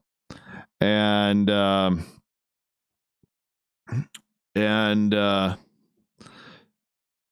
he's seeing the ghost. You know, when my Zero passed away, that first night after I'd buried her, that first night I was working in the studio that night, and I crawled into bed, or I'm about to crawl into bed, and I swear I see her on the top of the blanket, normally where she slept, and I said, Zero, move. And then I realized it wasn't her, it was her ghost laying there. It's kind of cool. Don't forget to support Mighty Moose Beard Oil Company.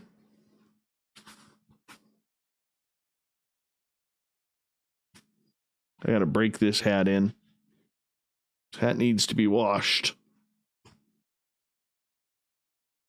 But too much hair. Too much hair. Thunder. Feel the thunder. Like I can feel my hair actually push. My hair is so thick, it's actually pushing the hat off my head. Like, watch this. I'm going to push this down as far as I can and watch the hat come up. At least it feels like it is, like ever so slowly. I can't fit it on my head. That's why I had to wear it under headphones tonight, because it looks like I have like a child's hat on. See? It's like barely on there.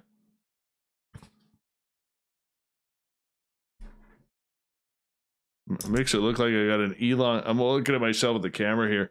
Makes it look like I got like an elongated head or something like that. I got a big bucket, man. Big bucket.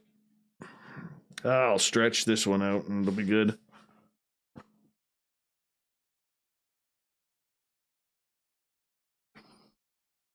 So I said I look like a trucker tonight.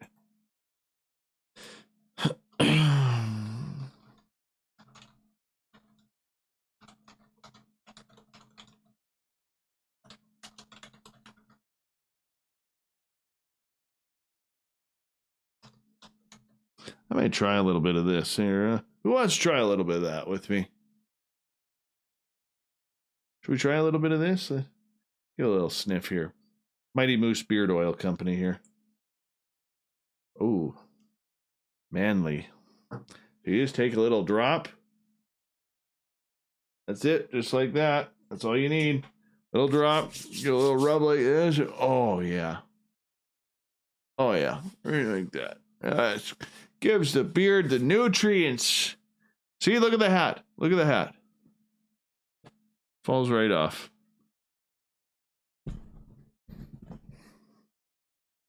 Oh, yeah, that's nice. That's nice. A little bit of Mighty Moose beard oil there. Oh, makes it all so pretty. Uh-huh. Oh, yeah. Smells good, too. Smells real good.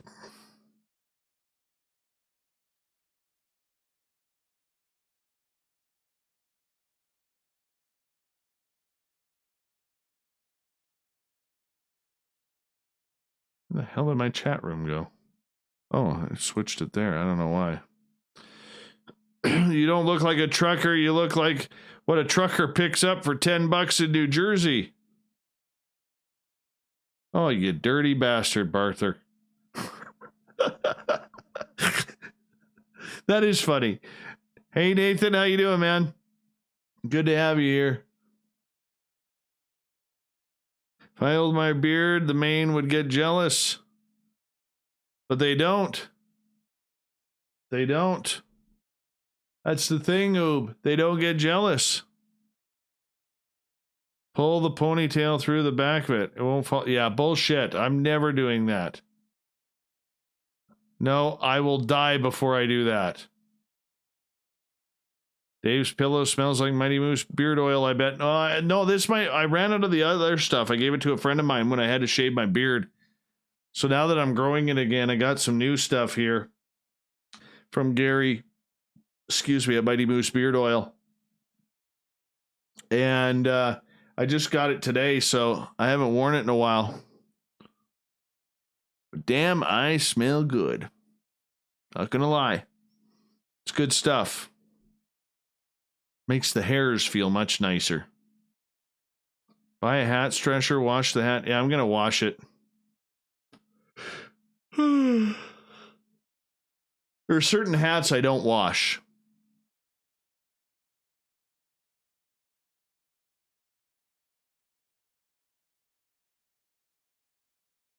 Okay, I'm going to go to the bathroom. I'll be right back. Don't anybody move. Don't anybody move.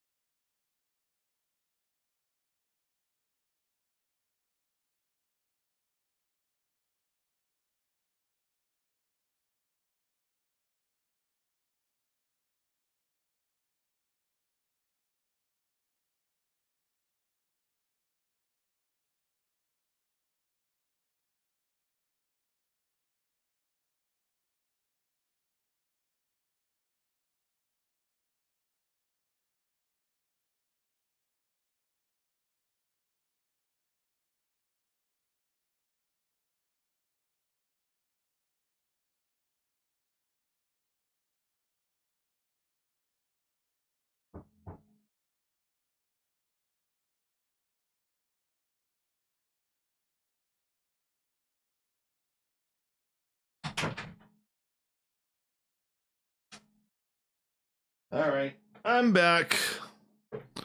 I'm back. Oh. Turn this off. I'm still buzzing over that show, man. That was a good show. Okay, one is done. A few minutes more for the other one.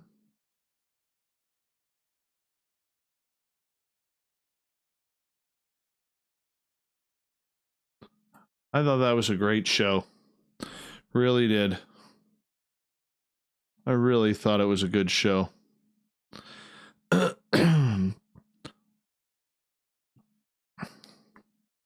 Dave, you're supposed to wake up. Yeah, it happens. I don't think that'll happen, though. I'm too tired. Still 81 people in here. I can't believe that. Thank you. That was a good show. Good show. You couldn't hear me peeing. You totally could not hear me. PBR, maybe. We might hear peanut butter rolls peeing, but not me. Let's see. Who do we got on tomorrow night? Oh, Varla Ventura is back. Varla Ventura.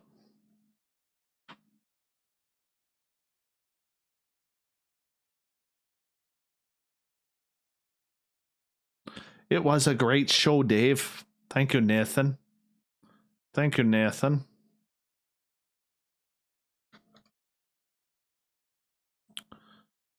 Yeah, that was a top contender for the ones I've done. I like Schrades.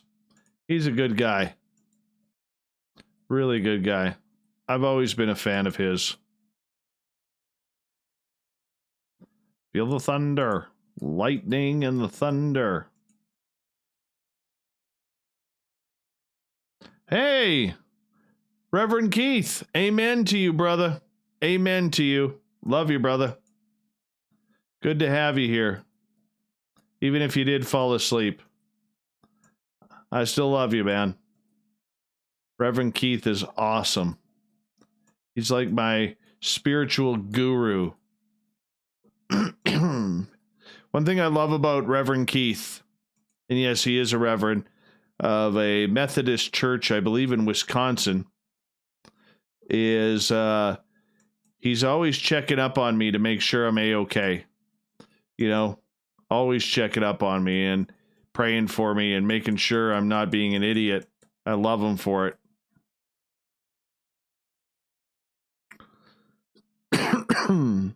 I don't know what we'll talk about. Varla and I never script a thing, ever.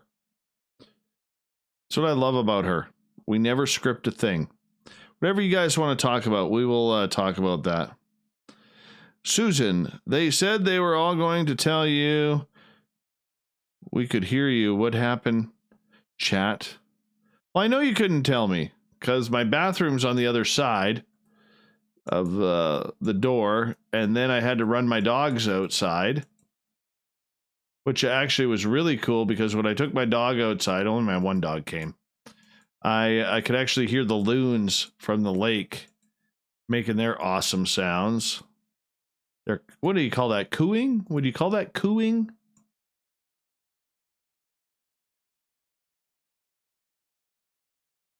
Let's see, where are we here?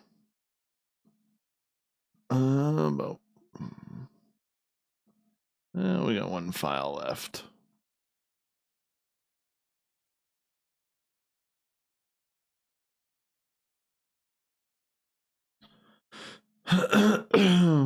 I'll get back to commenting, Marty.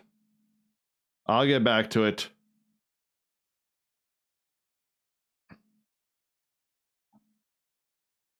I better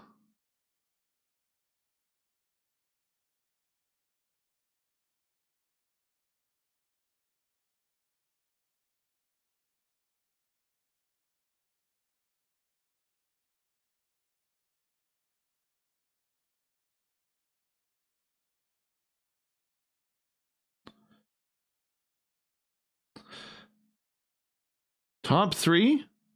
I would say top 5. I would say it's in the top 5. For sure. And we all know, Barther, you have a crush on Dr. Heather Lynn.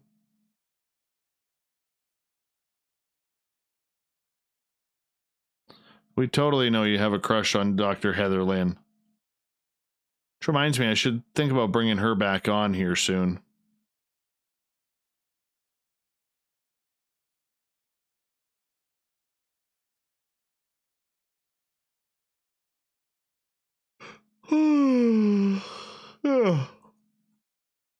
I'm tired. Not gonna lie, I am tired tonight.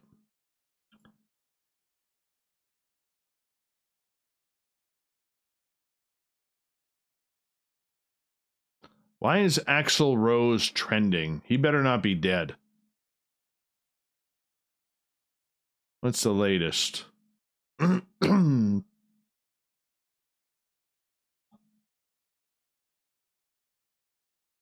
Oh, I guess he ripped into some politician.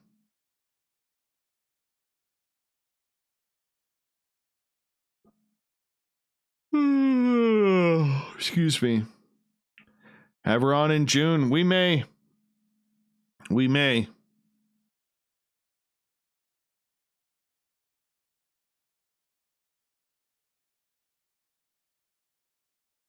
We should see if Dr. Heather Lynn will come back.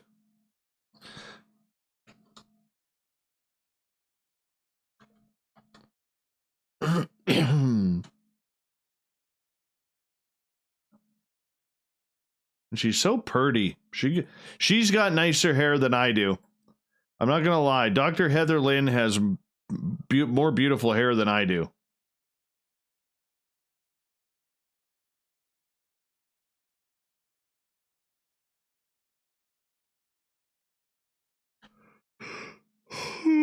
Excuse me. She's got a nice website too.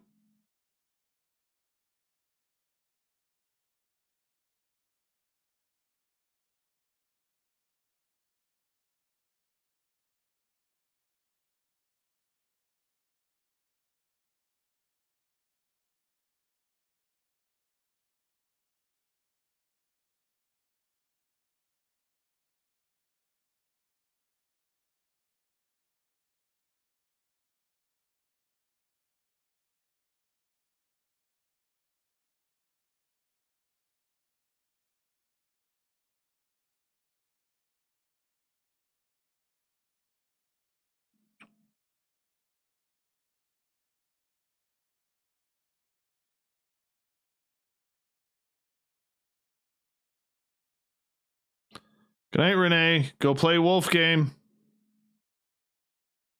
Do I have any Rosemary Ellen Guiley? I think I got one. I think I only got to interview her one time.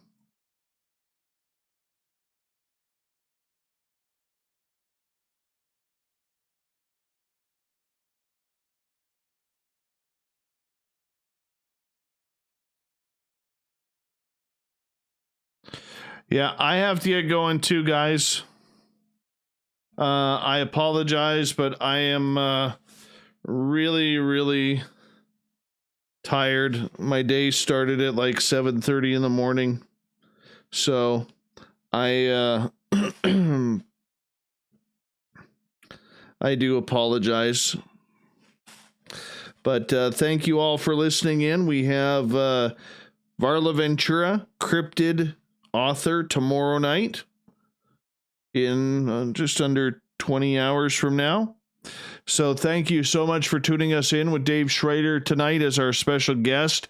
What a great show we had. We were very lucky and blessed to have him. And yeah, we will chat with all of you very, very soon.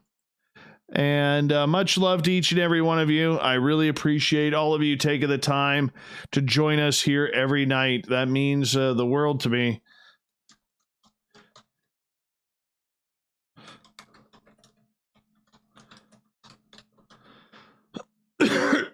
And Thank you again.